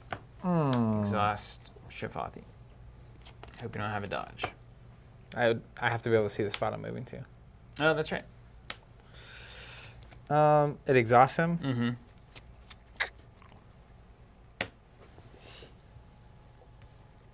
I can still Song play. of the Siren is I can. what this is. You get me with it every time. It's why, I mean, it's a big reason To play her. to play. If he's exhausted, I still get to. I can play cards with him if they're reactions. Yeah. Later on. Okay. Yeah, you got it. All right. Just tap me down. Consider it done. And then 1 action remaining. I can either try to put on the heat, or I can just be okay winning the stone. Potentially winning the stone. This turned into a scrum real quick. All right, top rope. Yeah. Wants the dome. Wants that bear. Want the bears. Da bears. All right, yours. Watch out for chasm. Yeah, For reals though. that big money chasm. I might just have to take both the domes and hope that it makes a difference. That's my card draw now. Instill, instill, instill, instill. Can't kill these heroes. Not enough.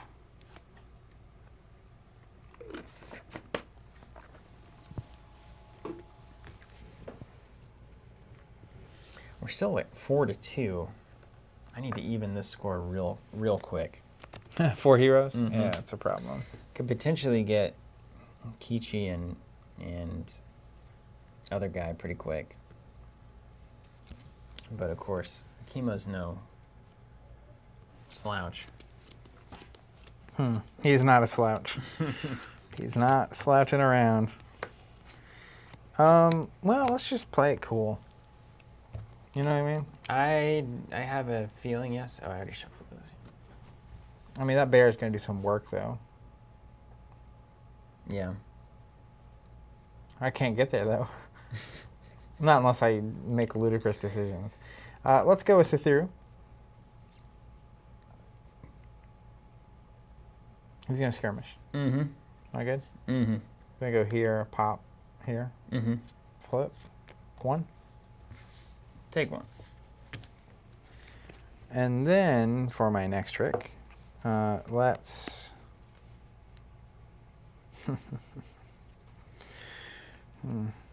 That's pretty funny. Let's commit or lead from the top of deck, and then I'll... Worship. Yeah. Okay. Cast some stuff from that illusion. Okay. Kichi. You and me in the dome, brother. Brother! Okay, let's do presence, starting it off with Kinui here. Anything about that? You got it. Okay.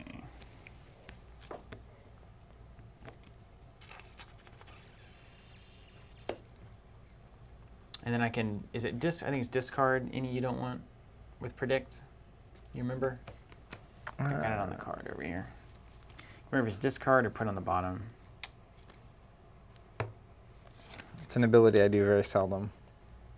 Anyway, this one's going away. I'll just discard it for now. Predict. Look at the top X cards of your deck and place any number of them on your discard pile or back on top of your deck. There we go. Andrew Bain saying, almost done painting all my heroes finally. My 10-year-old is going to help do the minions, and I'm excited for that. Such a great game. That's awesome. I might. Do you take something or do you go for the long ball? I feel like you're in a Hail Mary sitch. That might be an Hail Mary sitch. You are right.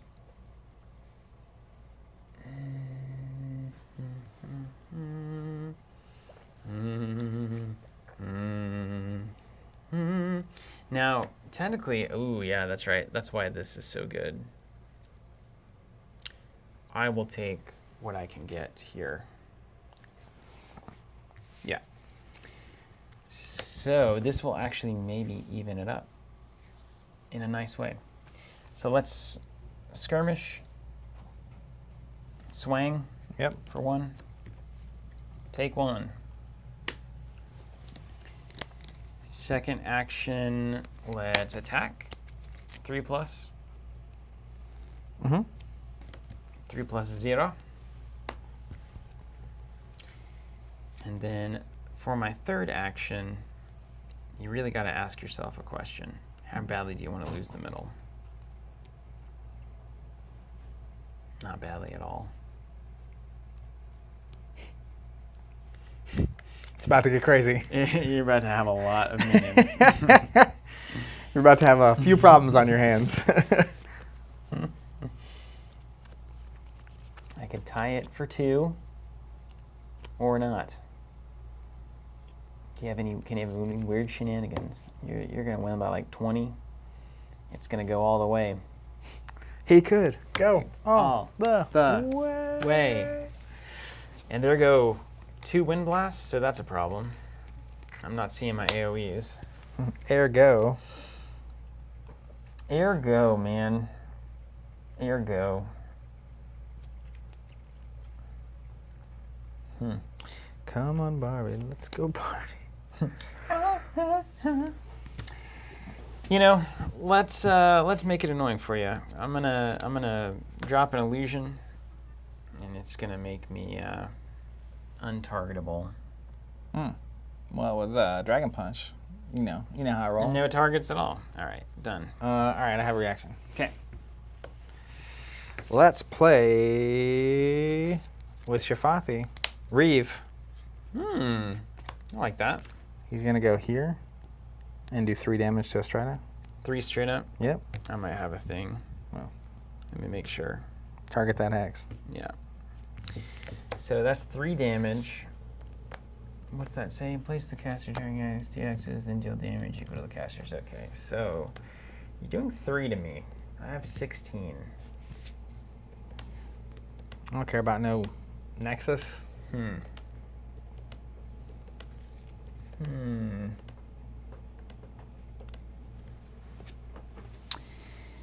That's fine. All right. Okay, that's all I got. All right, number 1, resolve on. 4, 7 for no good reason.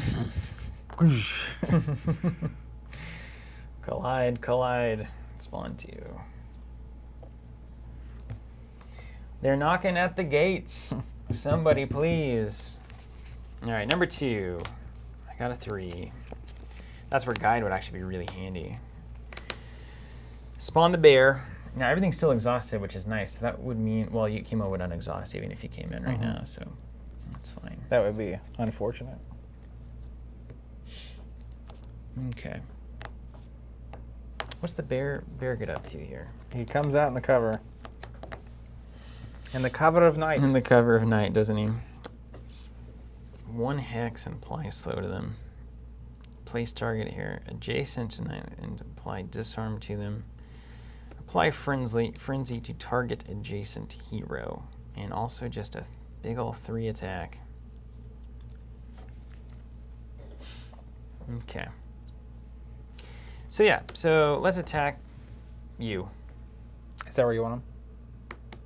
Yeah, we'll leave Okay. him there. Yeah, it seems fine. Get him. Take 2. That's enough.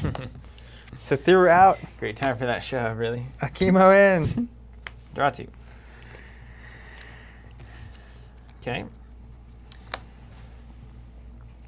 Get this boy out of there. Mm-hmm. Second action. I think we're here. I think we're just gonna do this.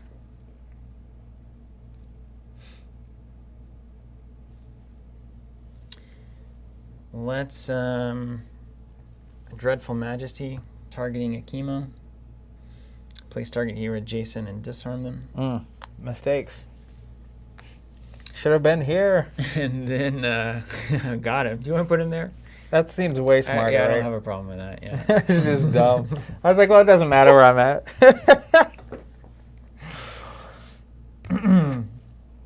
Get those cobwebs out of here, right? Yeah.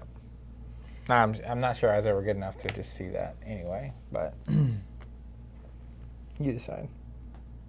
So then, probably, what do we got? 4? We've got to do 4 to Kichi. I've got Keech. 3 plus something. So I've got 2 shots at not hitting a +0 off the top of the deck. But if I don't, it's very, very bad.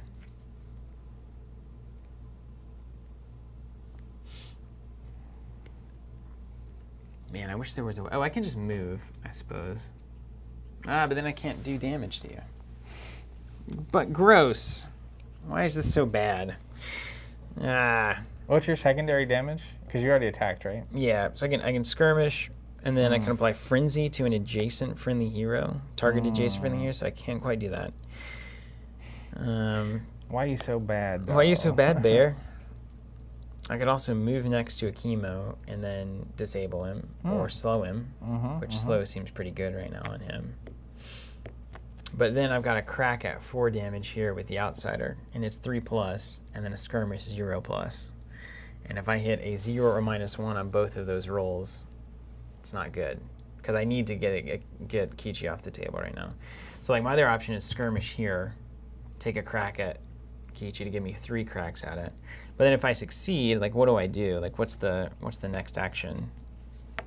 I can't apply Frenzy to an adjacent hero. It's like, gross. I think I have to maximize like hoping that I just hit it, you know?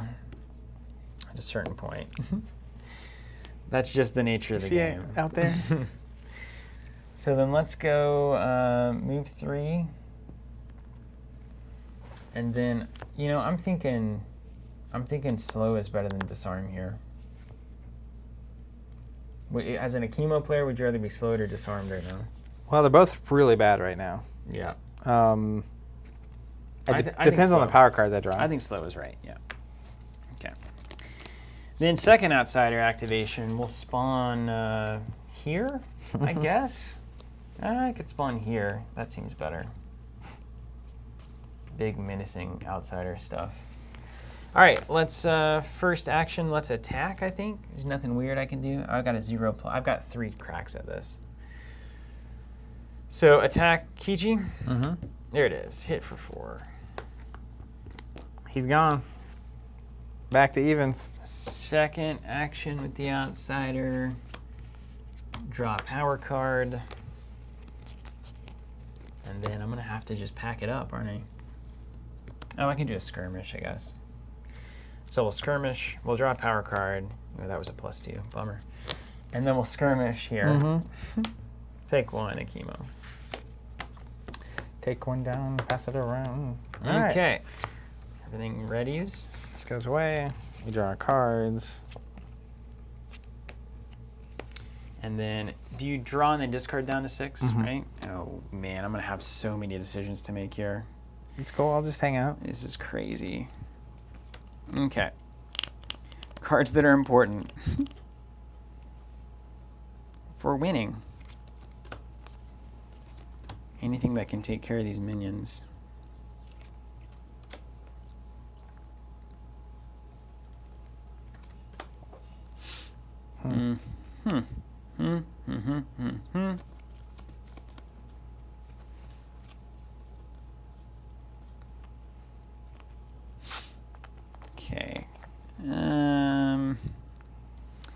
I like all of these cards. We've got, yeah, 1, 2, 3, 4, 5, 6. 2, 3, 4, 5, 6. Yeah, okay. I'm discarding, don't know what, oh yeah. Testudo, Shove, Echo Dance, Unfamiliar Terrain. So you can imagine what the other ones are. I'm with it. All right. Shall we play some Skytear? Mm-hmm. The game has changed dramatically. You're up first.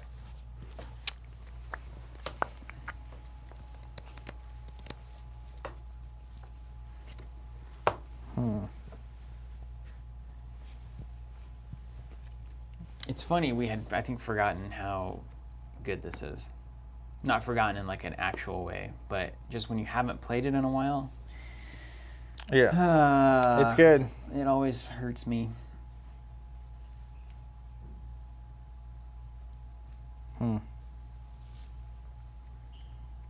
Maths. You got cooking over there. In these 6 cards? Uh-huh. Well, I'll be honest, a lot of ways to try not to die. That's good for you. Yeah. Yeah. It That's doesn't good. really solve this problem. I think we're on a assassination game now. Well, if you don't do anything about that, you got 2 turns. Yep. But I think we knew we had 2 turns anyway. Yeah. Akimo. Akimo. He's going to move. Mm-hmm. He moves how many? 1. Oh, that's not good. Skirmish for 2 first. That's not my plan. I'm so slow. Yeah, it's so bad. Who's laughing now, bun?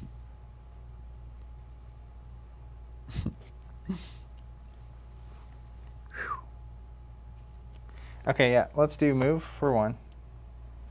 Yeah. Skirmish. I'm coming. Hey, you guys. Hey, you. Then I'm going to play Reeve. Reeve, huh? It's his signature with the chemo. It's not a signature, it's just got him on it. What are you targeting, sir? In That's case I space. have a chasm or something. That'd be pretty good.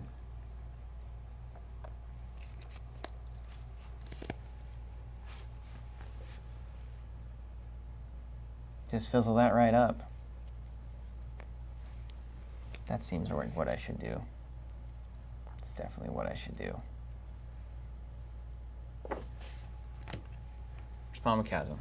What are you targeting? This hex. How does it read? Target a hex within 2 hexes, push each hero adjacent to it 1 hex away from it.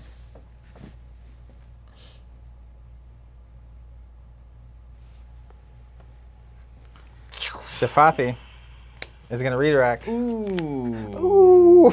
Ay, yay, yay. Got him. Yeah, nice. That one. You got it. Redirect hits. Okay, I might have something else. So we'll let redirect resolve. We'll let chasm resolve. And then Attach it. I might play onto this stack. It's going to do 4. Yep. All right. Then before that one resolves, I'll throw a psychic shield on top. Okay. Look at you go. Yep. So I'll Reeve, Reeve on.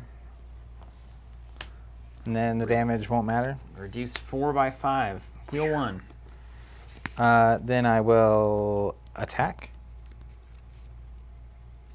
Am I good? You're good. 5 damage. I get armor, right?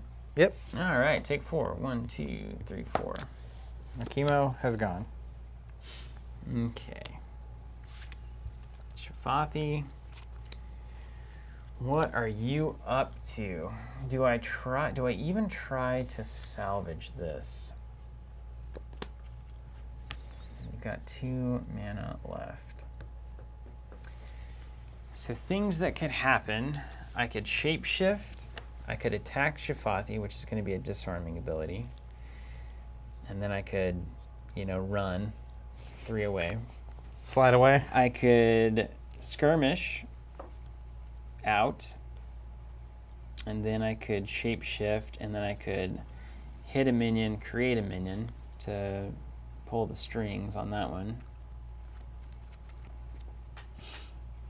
Pulls the strings.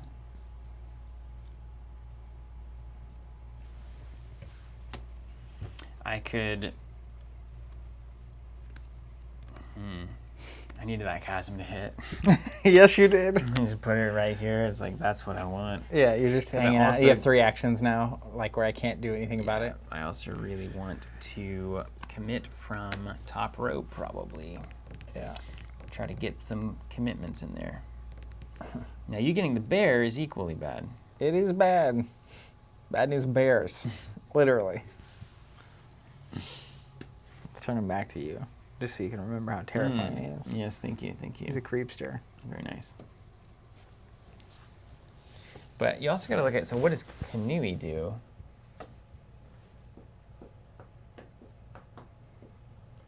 Really, I got to figure out a way to get to this party. Late to the party with you. Man, What up, I needed Claire? that to hit. Good to hear. See ya. Oh, Daniel too. What's up, Daniel? Daniel, did you move? Did I hear you moved?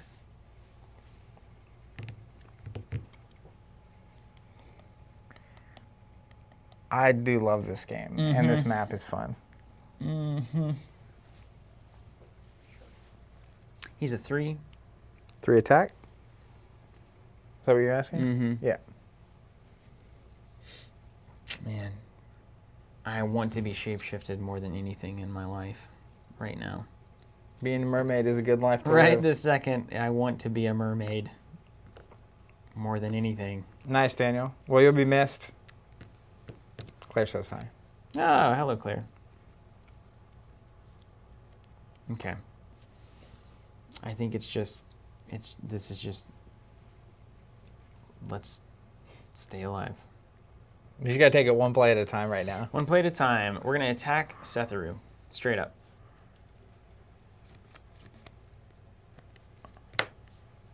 Will Just that a disarm me? 2 plus. All right, I'll take it. It's a 3, though. I called it.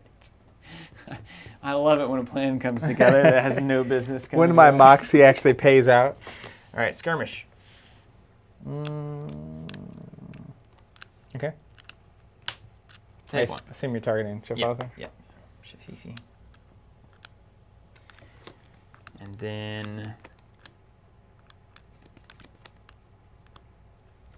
top rope. Let's keep rolling the dice. Well, if you get 2 man. top ropes, that's pretty good. That's right. That's right. All right. Now well, don't die, Strida. I'm saying the same thing about Shafithi over here. That's right.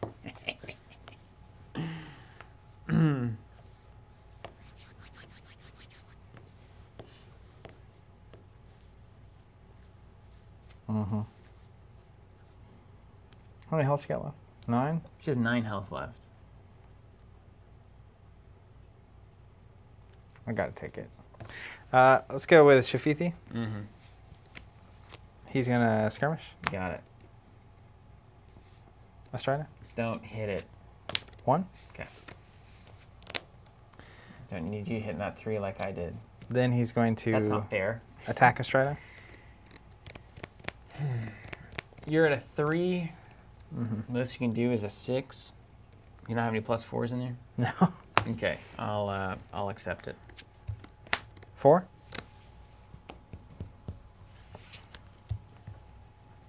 You don't know how bad I needed a 2 there. Let's commit from hand.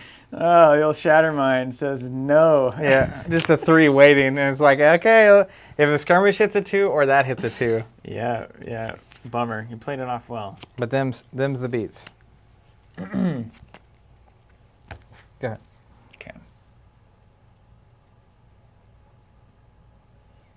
Okay. So we'll see how well this goes.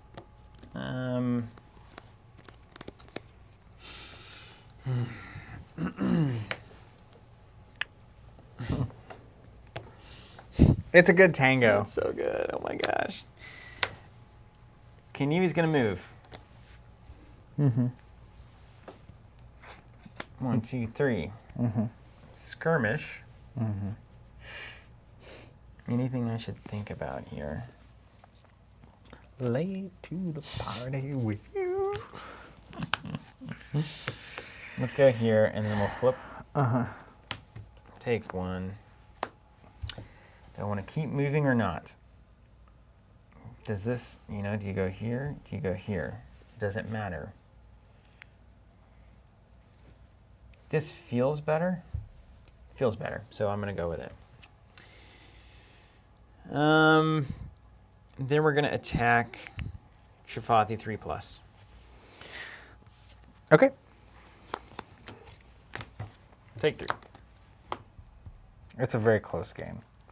I feel like it's close. Mm-hmm. End of activation begins. You're the first player. Do you have anything to play? This is my last opportunity to play something? If you pass and then I pass, it's over. If End I of play, round? then then you get a chance. Sure. I'm going to try to play Nightmares Incarnate. Mm-hmm. He targeting there. Let's try to. Definitely. Let's try to. Mm-hmm. I guess I should have played that on my turn. I was waiting until this moment, but like you couldn't see me and you didn't have any resources, so like your opportunity to mess with me was 0 back then. It was less. Oh yeah, that card. It's really getting used this game. It's getting a lot. I like it. Well, I mean, there's not a single list on Earth that would have more use out of Psychic Shield than against yours. That's right, which is cool. We saw Doom. We've seen Psychic Shield in place. All right, here comes a chasm. Mm-hmm. At least I'm getting it out of your hand. Rather now than later. My. All right. What are you I'm going to targeting? target this space. You got it, hombre. Okay, we're going to go here, here, and here. I've got to go away from it. So here. Look at this standoff. Okay. I think that's right. That was really good. Yeah, so good. Like the whole turn is that moment. Okay. End of round? End of round. Number 1, I'm out of range, but I have 5 minions to your 3 people. So I win by 2. Yeah, you win by 2. Your minions go, and then they come back. Protected the card draw. And then we'll go 1 here. Goodness gracious. It's an army. This is Dota, man. This is absolutely Dota. Let's go here. It's so good. All right, number 2. I got 1 + 3. You got it. Nice surprise chasm there. Barry Hillo. Let me make sure that's right.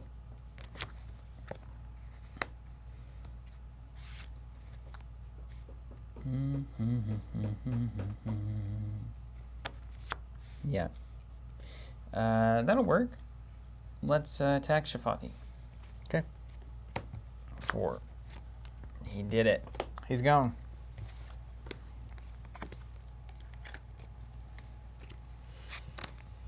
Okay. Then skirmish. Make sure I got this right.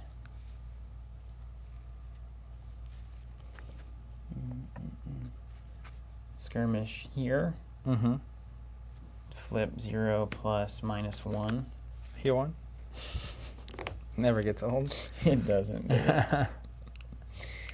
All right, and the same question: slow or disarm? Because whichever one I choose, I might, if I skirmish here, place you here and disarm you. 1, 2, 3. Let's see. 1, 2, 3. You're well within. You got clear mind for 1,000 years, but the same is true for slow, right? Yep. You were technically here right now, right? Yeah. So I skirmished in 1 flip, and I Got can it. either keep it going or I can stay here and push you this way, which I guess either way, I can push you here. So let's cover up that cover hex, I suppose.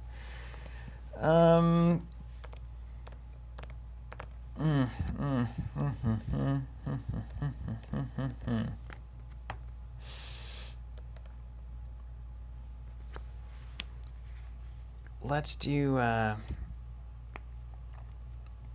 let's disarm you. My sword is broken. Yeah. End of round? End of round.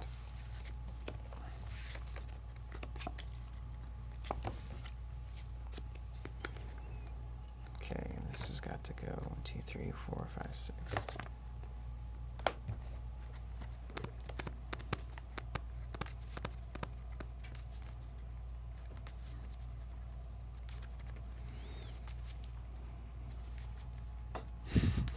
Here we go. Your entire army is at my doorstep. But can Akima lead it to victory? That is the question. I think it's technically the last turn, too. Does it always I go don't to think- 5? it doesn't or end does it in this. It just keeps that's going. so awesome. This is insane, Zach. It's really good. We had the same. We've seen two tempo shifts, just like we did in Flesh and Blood yesterday. That's what I was saying. They're kind of hitting at some of the same principles. That was because everything that needed to hit for me there did, and the +2 that you need to hit, one of those didn't. Yeah. And it's just like we've always talked about. You play to your outs, which is what we were both doing. Did you draw before you shuffled? I drew 2, and then my deck was empty. Okay. Yeah. So the 3 chasms that I've seen in your discard pile Are back in. They're both in the deck and not in your hand. Now what I don't know is I drew 2, it was empty, and I was over 1 card. So I don't know if I draw and then discard and then reshuffle or not. Yeah, I mean, I don't really. The main thing for me is just wondering, like. I had no chasms possible in hand. Well, based on what I know, I don't think you should have any. There were 3 in the discard when it got reshuffled, I'll say that. Okay. Well, Well, I haven't drawn from it since. let's go with the chemo.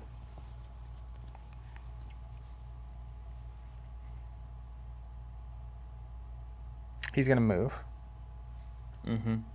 Oh my gosh, that makes so much sense. Dope. That is hilarious on YouTube. The title is Skytear into Ashes. I thought we were going to play Skytear and then go into Ashes Rise the Phoenix Born. That's awesome. Sorry about that. No, it's an Into Ashes expansion for Skytear. That's hilarious, actually. I didn't. That's so good. Okay. So Okay, I shuffle immediately after there are no cards. So the card that I discarded was the ultimate of a cootie, which is not going to be very useful anymore. But it's a 3. That's true. All right. I'm going to move. Let's do that first. You took the spot I wanted. Oh, good.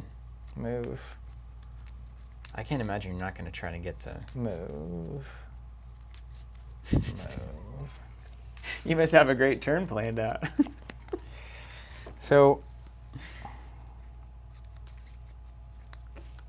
how does this read? You half rounded up skirmish and attack damage. Okay, great.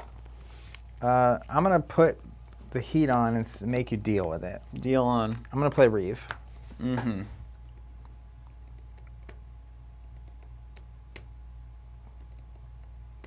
Targeting my space.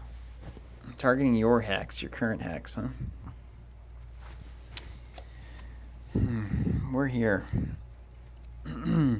We are here. Okay, I'm going to Psychic Shield that. Son of a biscuit. Okay. So that just fizzles. Thank you very much. And does this go away when I attack? End of your turn when you exhaust. Don't make the rules, you know.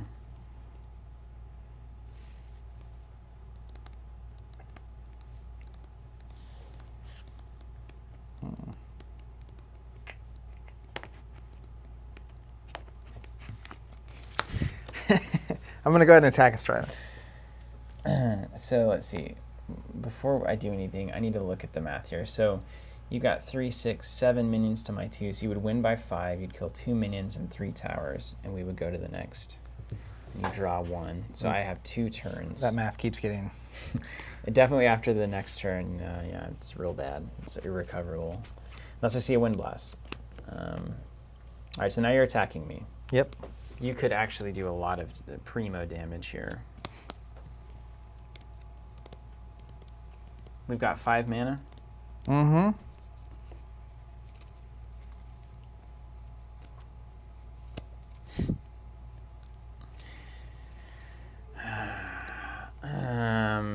I'm going to cast Nourish, targeting me for a heal. You got it. Nourishing myself. For 3? Self-love is the best love, yes. Okay. And then I'll pass. Okay. So I get 2. It's going to be 5 and half. 3. 3 damage. -1 armor, because I get to use that for once. Okay. And then...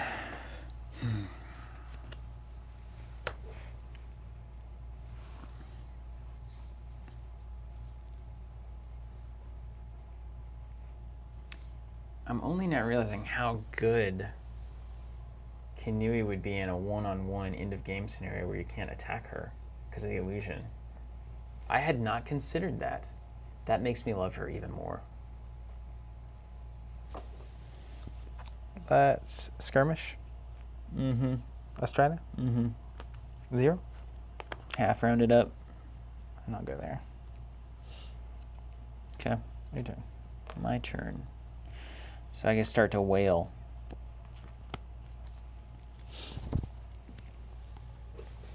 Man, do you even try to recover this lane? I don't honestly know.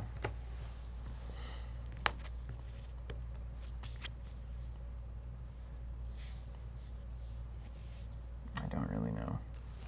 All right, Kinui's gonna go.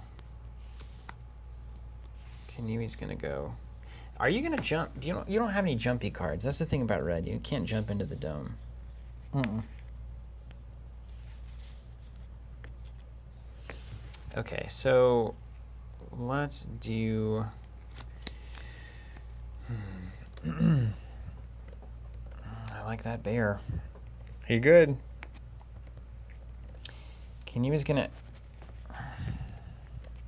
I started with such confidence. Kinui's gonna... Don't you hate that? Kinui's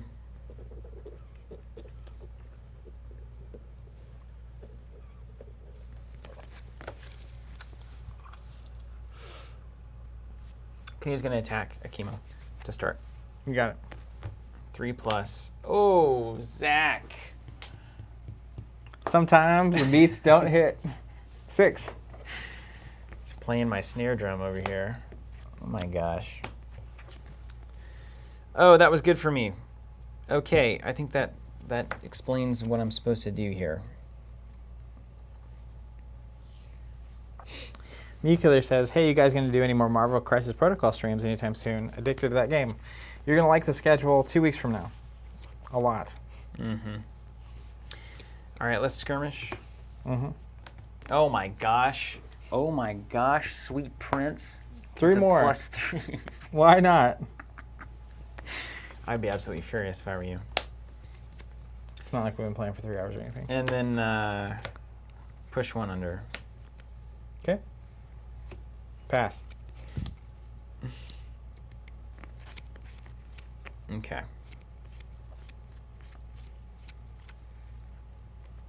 The bear is worth more than... So then I'll do...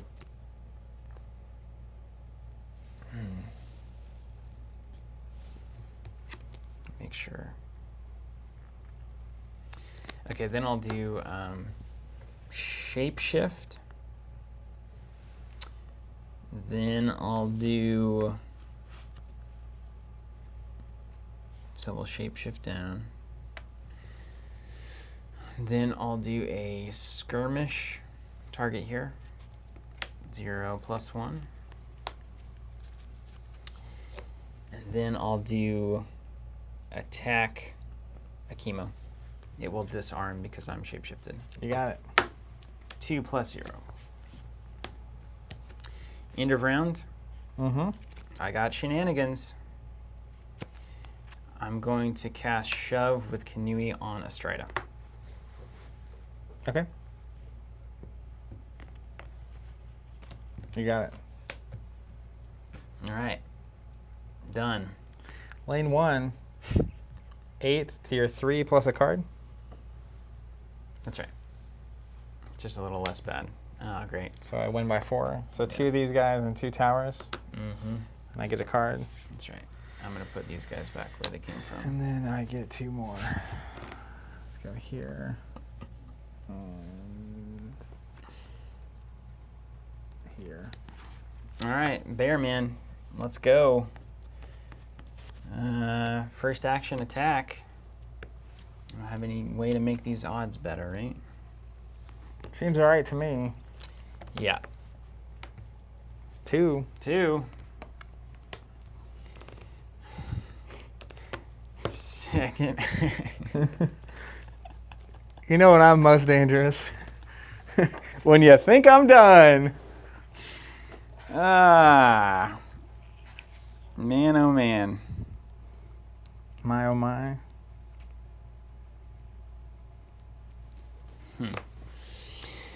Okay, so then we'll do a, you've got cover, but I got a spotter. Okay, so then we'll do skirmish, 0 plus 0. And then we'll do target hero, adjacent, never mind. So skirmish, we'll resolve that. Place target hero adjacent to the terror and apply disarm, right? Yeah. Okay. Can he target me if he's not? I think I'm spotting you. Does it count for that guy? Yeah, I think they're friendly. They're considered friendly when you're activating. That's in the rules. Tim did this. It's in the comprehensive rules. See if Tim's still hanging on by a thread here. Yeah, I'm pretty certain you can. So we'll do that. Okay. Now I'm slow. You're not slow, no. That was the disarm one, but you're already disarmed. You disarmed twice. Got ya. And that's that. All right. Draw 2. Turn 6. See if we'll... I don't know. Hold on a second. I'm not doing anything. Let's change that, because my win condition is actually now killing you. Tim, can the outsider That's totally wrong. spot me if a friendly hero is spotting for it? Can a friendly hero spot for the outsider? So I'm going to do skirmish and then move here, and then I'm going to do give her frenzy. Okay. I was like, that would be me losing the game, by the way, because then you run to the far corner. Yeah. And I don't know that I can clean up that lane with everything I got before I lose. I mean, I'm only ahead by 4, 6, 7, 8, 9. 9 to 3. If you put a stride in 4, I'm ahead by 5. If you commit a card, you don't, like at least true. You'd have to commit a 3. Or you'd have to kill a minion. So a stride kills a minion, generates a minion, you commit a card. Well, we'll go with that then. So you actually, it makes me have a problem. Leave it where it lies then. Yeah, so whenever the outsider's activating, it's considered friendly, right? So any friendly models would spot for it in terms of cover. I think that's the question. Draw 2. Mm-hmm.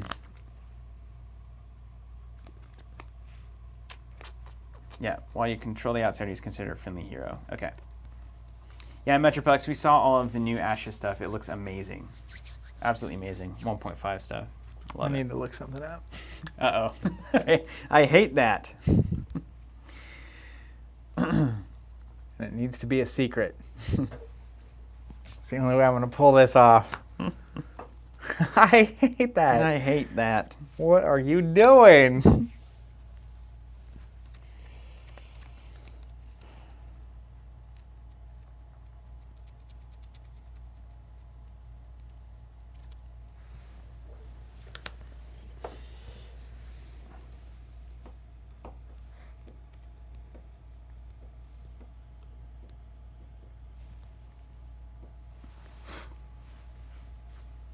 Tim says just to text him. That's the fastest rule book in the West. That's man. right. So the fact that you're doing this makes me think it's a miniatures game. Texting friends about how the rule resolves, that's definitely a miniatures game. It's actually only because I'm pretty sure something about this changed. I'm getting hints now.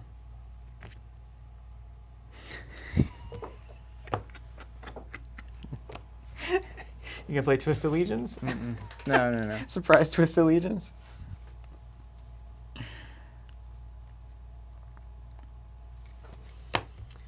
Just look back through and make sure that I did, yeah, so hit 4 on my +3s already. Cool, okay. Let's see what the source says. All right. Okay. Okay. Okie dokie. How much else you got? 14? 14. So I do 5 and 14. 19, I win. You just gotta do 19, yeah. Unhindered by these awful cards in my hand. And my disarm. And your disarm, yeah, that's a Don't problem. worry about that. Your mind might be clear, though. We never know. I am known for having a clear mind. And Ben says Zach is All out right. for blood now. All right. Well, I don't have any more psychic shields, I guess. thank goodness. We played like 2 or 3. It was 2 and then 1 off the top of the deck. It was all bad. I think there's only 2 in here. How'd that happen? So I played 2, they got reshuffled, Mm. and then they both got flipped off the top of the deck. Well, this one came from me, and then the other one got flipped. And then that other random alti flipped, and then the other one flipped, and Stop messing with me. nothing better than shoving your friends. I think that's my only chance. Let's go with the chemo. Yeah, I had a feeling you might. He's going to move. Uh-huh. Skirmish.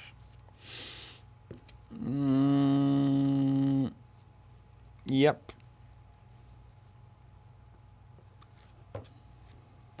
0. All right, then I'm going to do some stuff. Let's clear my mind.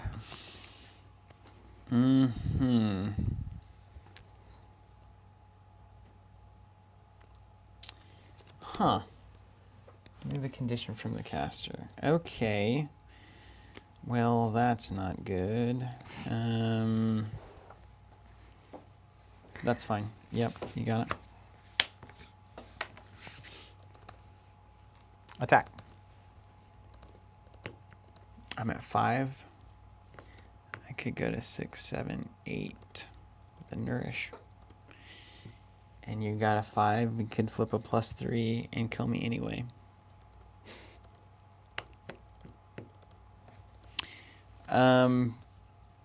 I will not do anything about that. Attack coming I at you? think I saved that. Yeah. Making an 8. Yeah, okay. Good decision, Jeans. Thank you for showing me that I made a great decision. Draw 2. Okay, thanks. Bye. So I moved, skirmished, attacked. And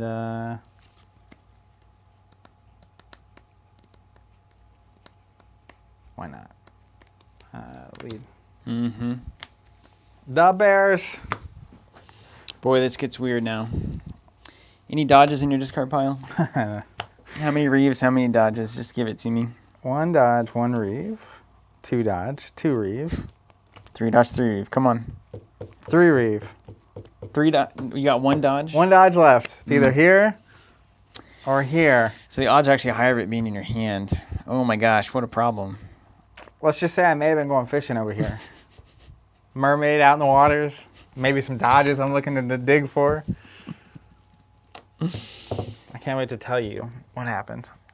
Oh my gosh. Razor's Edge, man. This has been a Razor's Edge game. Razor's Edge. So By the way, can you imagine if we did with like this particular game, what we do with X-Wing back in the day, where you cut out if it's like this is down to 30 minutes and it's just constant commentary. This it would be odd, and it was like things are just moving and abilities are Yeah. happening, and you could even animate it a little bit. Yeah. Or if we're good enough to play that fast. Yeah, one day, right? Oh brother. Oh brother. Have you heard that song? Mm-hmm. Thanks for the ruling, Tim. It worked how I suspected it, which was less busted than I wanted it to be. But I was asking how Frenzy worked. Mm-hmm. And now it reads when you have Frenzy, you can make an extra attack that round. It used to read, you spin the token to do the extra attack. Mm-hmm. So if you could spend it and you could get Frenzy again, you could actually... That's why they did it. Yeah. Yeah, that's why they did it. So just straight up, I mean, the math here is I roll in with a skirmish and attack. If you have dodge, I lose the game.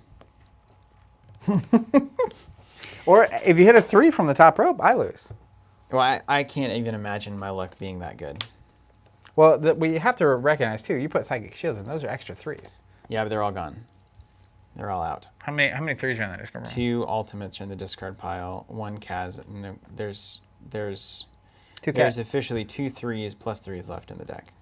I mean, it's greater than 0 to win on the skirmish before you even see if I have the dodge. But the other option here is, and you'll get the bear, which is a problem.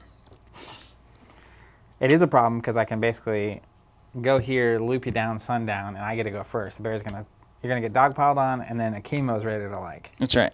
potentially just do 10 damage or something real quick. That's right. Could do a lot of damage. But if you just sit there now, okay, so is the dodge in that situation? If you do have the dodge, and I roll in next turn in kind of a worse position, you still have the dodge and you still avoid the attack, and so it's still bad for me. The dodge is always going to be a problem if I have it. So I'm going to play Swiftness to draw a power card. Okay. Was that a 3? What? The card you just drew was it a 3? It was not a plus okay. 3. I'm now fast. What a draw. Yeah? Not the right direction necessarily, but not the wrong direction either. I'll take it. Okay, let me just think this out for a second.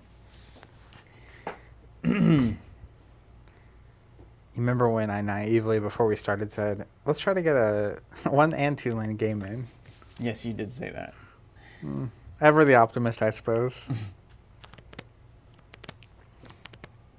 How's everyone doing out there? I feel like we got so locked in. Oh my gosh, this game just destroys. I feel like our Skytear streams are some of the least interactive with the chat. How's everyone doing? Have you been playing Skytear? What do you think of Into Ashes? And are you going to be doing the Ashes Wednesday League night that they're doing tonight? Ian saying Steven's still playing cards and throwing them in the discard pile. For shame. Oh, sorry. Yeah, it's a bad habit. I only did it once. This is my second time to do it. Okay, What up, Ben Sweeney? Ben, did you send me the card dividers or us the card dividers? I got a note with it that said it was from Ben, but it didn't say Ben who.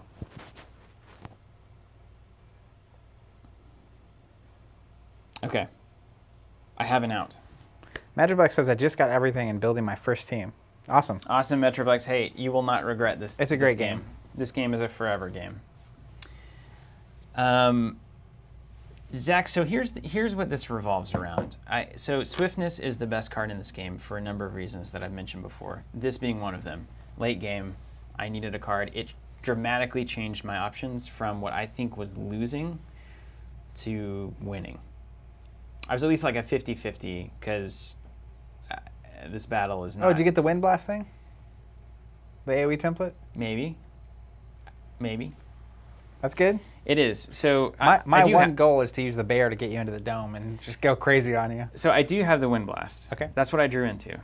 So really this good. This is worth noting. So I skirmish. If I hit anything greater than a 0, I do 1 damage to you, at least. Then if I attack and you dodge out of the way, I Wind Blast you for 2. And it's over. Seems good.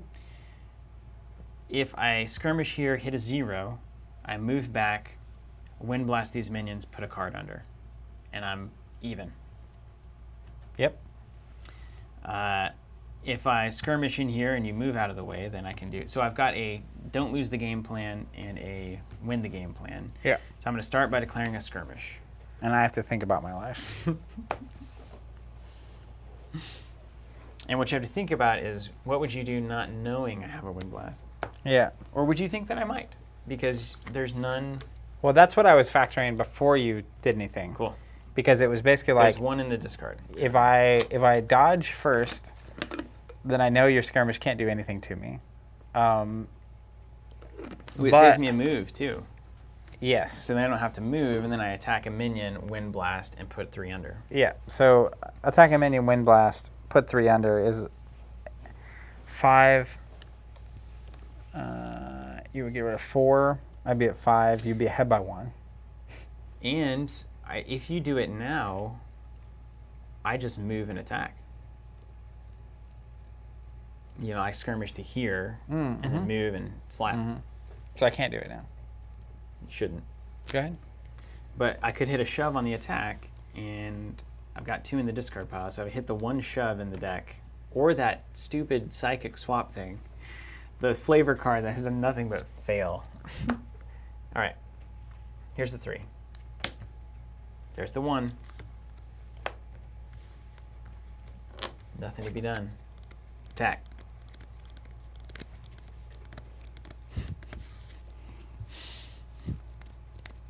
Dodge.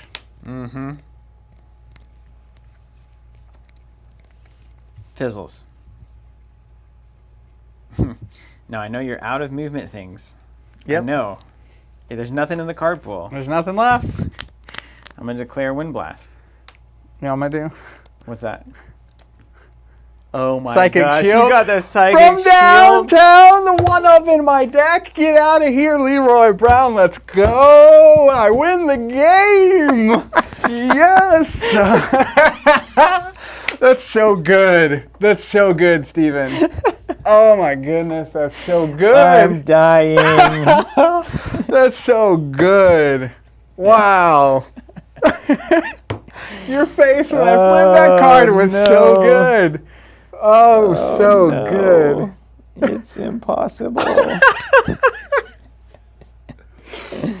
Woo! Oh man, I love this. That's so good. That's Right. why you play Skytear right there. Let me make sure Look, there's nothing I can do. we each have a model on the board.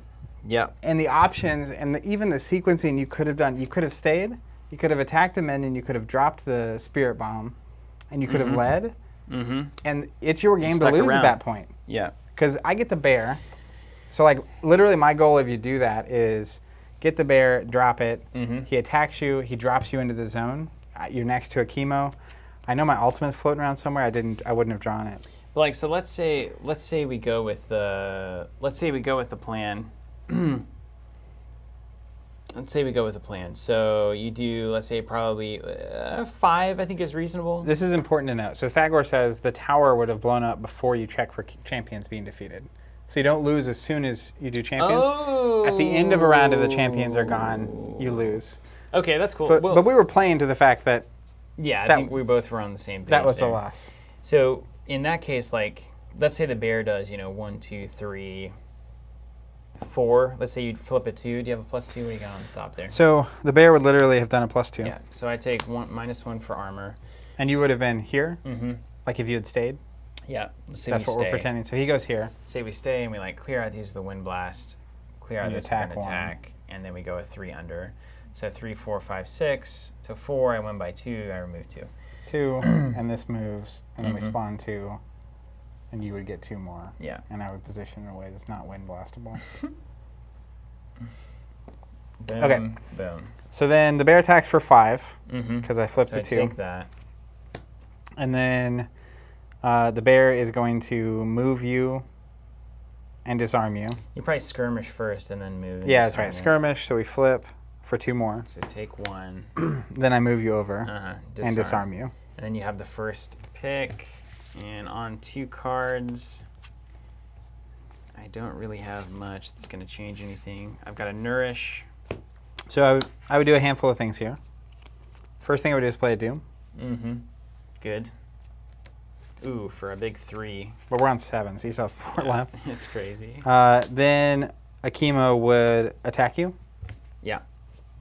And the best I've got, I probably Chasm, Yeah, that's good. and then blow out of here, get you out of here. Okay. Then I would skirmish, and I would go 1, 2 there, 2. And then I'm going to play a frenzy. Yeah. A burning rage, attack you. Nourish. Whoosh. Boom, boom, boom. And then I hit you. Mm-hmm. 5. 1, 2, 3, 4. And that's my turn. Yeah, nice. So it's amazing. It's so good. And then I attack you. Yep, you're disarmed. So 3 plus a flip. No, I'm not. Exhaustion. Remove a condition. Nice.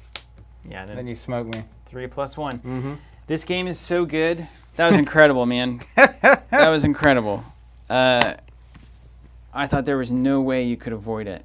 All 6 movement abilities gone, and I just blanked. I haven't played around Psychic Shield enough. Yep. We certainly know about it now. Yeah, I mean, I think this was when we previewed it, we had it in the deck and it never really was effectively used. Mm-hmm. And so it was interesting because we both put it in today, and then it got used. It got used in a big way. The extra 3 in the deck was a big deal, and then every time you played it, it was game changing. When you start thinking about the Wind Blast, the Reeves, it's not just the direct damage cards. It's better than like Nourish. I mean, you're preventing 4 or 5 a lot of the time. And it's sometimes like, way more. There was the one turn you played it, and it was the last turn I had Shafathi out. Mm-hmm. And so he had all my direct damage yellow cards. Chemo can't play them. Yeah. So I think if I play this list again, I would start with a Chemo, and I would put him in your way. And it's like, I want you to get rid of him first. Yeah. Because then the other guys then you unload the direct damage to finish things off. Yeah. Make it tidy. Yeah. Oh, that's great. Hey, that was so enjoyable. I can't even fully describe it. Yeah, that was super good. So now I'm going to actually look at I asked some questions. Let's see. And it's one of those things too. Like a lot of times we like to do this with card games where you make Netrunner especially was like this, where it's like, okay, I'm going to make the decision to run this. You lose the game.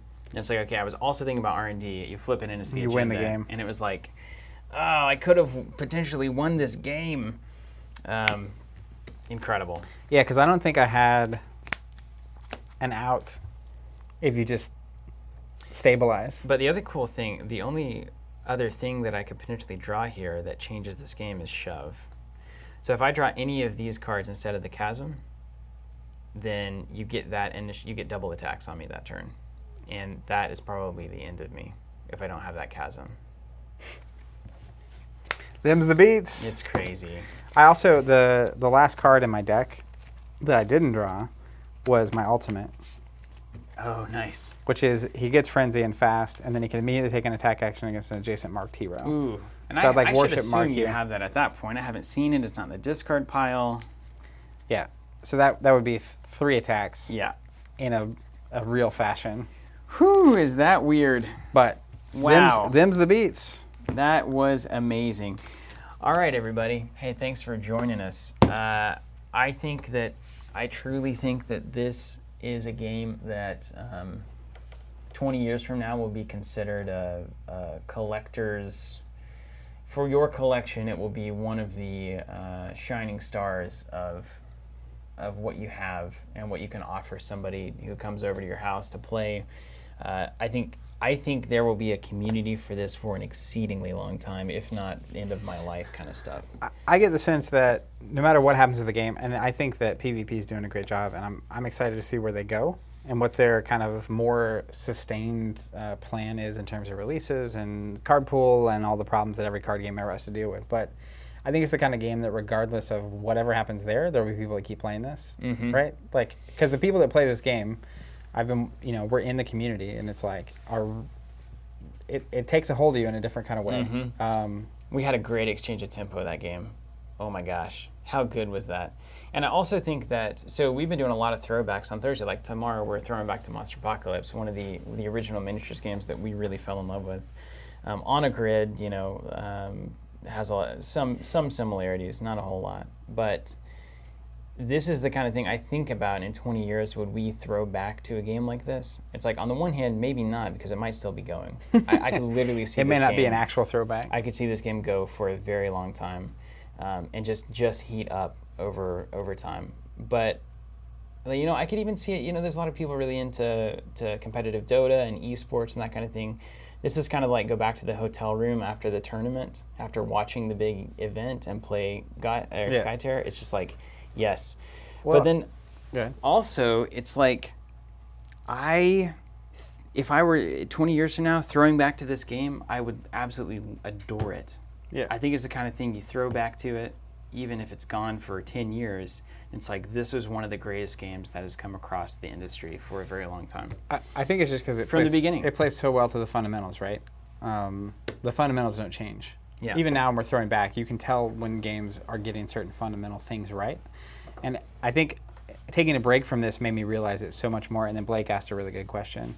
But the reality of like taking a break specifically into Flesh and Blood was interesting, because I come back to this and you realize they're both hitting a couple key fundamentals for me. For the kind of games I like. Yeah. It has a back and forth. I figured out what this does, by the way. It's all the best things about all the different types of games I like playing literally at the same time, which can be overwhelming, but also so satisfying at the end. Like, my brain is like, I just played 7 of my favorite games all at once. I totally agree. Yeah. And one of those big things being that there's very minimal stuff out and in your hand. Mm-hmm.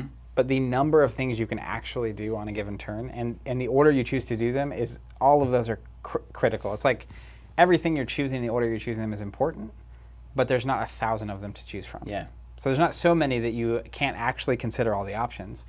And then sometimes your opponent considers things that you didn't, and they can still surprise you somehow. But it's Like still Psychic simple. Shield. Yeah, exactly. Absolutely. And there's no floating information, man. It's not like we're building up tons of effects that we have to remember over the course of the game. Things resolve, they go off the stack, it's done. By the way, we have some good questions, and Skytear coming in. This is one thing. We talked about communication last week on the podcast, and this is exactly it, Skytear. So Giacomo is on chat right now, one of the publishers, right? Someone earlier asked, Giacomo. when's the next release coming for this game? Have destroyed it. And he says November 13th is not 100%, but that's what they're aiming for. So hop on the subscription. If you're in the States, hop on our subscription for Skytear. You can find that on our website, teamcovenant.com. If you can't find it, then I've failed at my job, so you should be able to find it. Sign up. You don't pay anything up front. A couple of weeks before, it looks like about early November, late October, you'll get charged for this upcoming release, and we'll send it to you, and it gets there automatically on release day. So easy as that. it's easy as that, yeah. Ben Sweeney saying, I really want to play a tournament with the rules you guys were talking about. One list, all 3 maps. Oh, yeah. I think that's great. 100%. Then Blake asked a really good question. Why do you think the LCG style model works for this game so far? I have a couple of answers to that. I knew you did. I wanted to ask it. So one is that the deck building out of the box, out of the core set, is so incredibly wide open, just without any expansions or any new content, that you can tinker with decks literally forever, like for a super long time. I've been looking at the same cards from the very beginning, and I still almost weekly will go into the deck builder and mess with stuff. So there's that element that's going for it. The second, it's not so faction segregated that you're pigeonholed into like one build of a list. So I like the blue heroes, and I can play blue-yellow, I can play blue-green, I can even branch into some other weird combinations of those colors. And then once I decide, even a blue-yellow list is going to look super different depending on who built it. Sure. So the diversity there is immense. You've got painting that happens in between releases, so you have a lot of things that you can actually do and enjoy the game with without having to have new content added. So there's things to do in gaps between new releases. And then I think lastly, it's basically the idea that when you're getting new content, it's shifting the game pretty dramatically. Like, this is an entirely new way to play Skytear on this map. And that's way different than getting 2 new cards in a pack once a month. Mm-hmm. So I have to consider totally different things whenever I'm bringing an Ashen pass list versus a 2-lane map list. It's almost completely different. Well, and even the Into Ashes expansion is only 10 unique cards. Yeah. But the reality is that as a player, even if I want to stick to my guns and play red, there's only the blue cards that aren't really truly playable with my out of the pack for me. Mm-hmm. Like, as a player, 80% Right. of that pack is relevant to me. Right. Which, even with only 10 unique cards, like a traditional LCG pack would have 20, is still more playable cards than like a Thrones pack had for me. Yeah. But here's the most important thing that I'll say on this They're topic for living me, is that to me, it's not a matter of whether or not a competitive game as an LCG can work. That's not the problem. The problem that we've been talking about for a long time on the podcast is competitive LCGs aren't great for retailers. So retailers just aren't going to care as much about that as like even Flesh and Blood that we've been doing recently, or Magic. It's like, if you have a quarterly Skytear expansion that's $35, as a retailer, every player that you are supporting into this game is essentially going to make you $15 to $17 a quarter. Under the current retail model. Under the current retail model. So, and there's a lot of ways that retailers could change that, right? Like if you host regular events, that's a thing. But like ultimately, that mechanism, right, just means that a retailer is going to be willing to potentially stock it. If players want to play there, most stores probably aren't going to stop it. But literally, the resources a retailer is interested in investing in that to build that community is going to be a lot lower. So the thing about Skytear, and the reason I think it works, is that it's a phenomenal game. It can be a hobby, like you said, as painting, but it's a phenomenal game, and the people that play it absolutely adore it. And so people are interested in making this happen. Stores can assist in that or whatever, but like ultimately, if enough players want to make this happen, any game, there's a ton of games that are around now that aren't collectible, that work in the retail model. It's just a matter of like what the role is of who's doing it. And so the recognition here is like, I think about this compared to Flesh and Blood, and like, this is way more affordable, like unbelievably. So it's super appealing to players for all the good reasons. It's just a matter of how much you're expecting the community to be built specifically by the retailer, which is a different question altogether. Also, the reality here, just on the nuts and bolts, is that let's compare it to like one of the LCGs that went away, like Thrones, for instance. That's a $15 pack that comes out once a month. So retailers are looking at that and saying, I'm going to make $7 a month off of this Thrones player. And the Asmodee approach to this and the FFG approach is, send it through the traditional distribution system, the 3-chain system. Distributors are going to take a cut, and then your retailers are going to take 50%, right? They're going to take a big cut of that sale.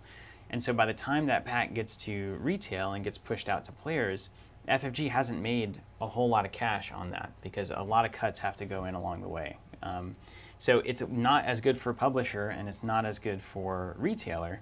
And so therefore, by the time all of that is shifted, as compared to buying direct from Skytear Online or subscribing with us here in the States, like the numbers are different for a publisher too. So the number of people that have to be playing Skytear for it to be successful is actually just lower. And that also is going to contribute to its long-term success as compared to an LCG pack-based card game.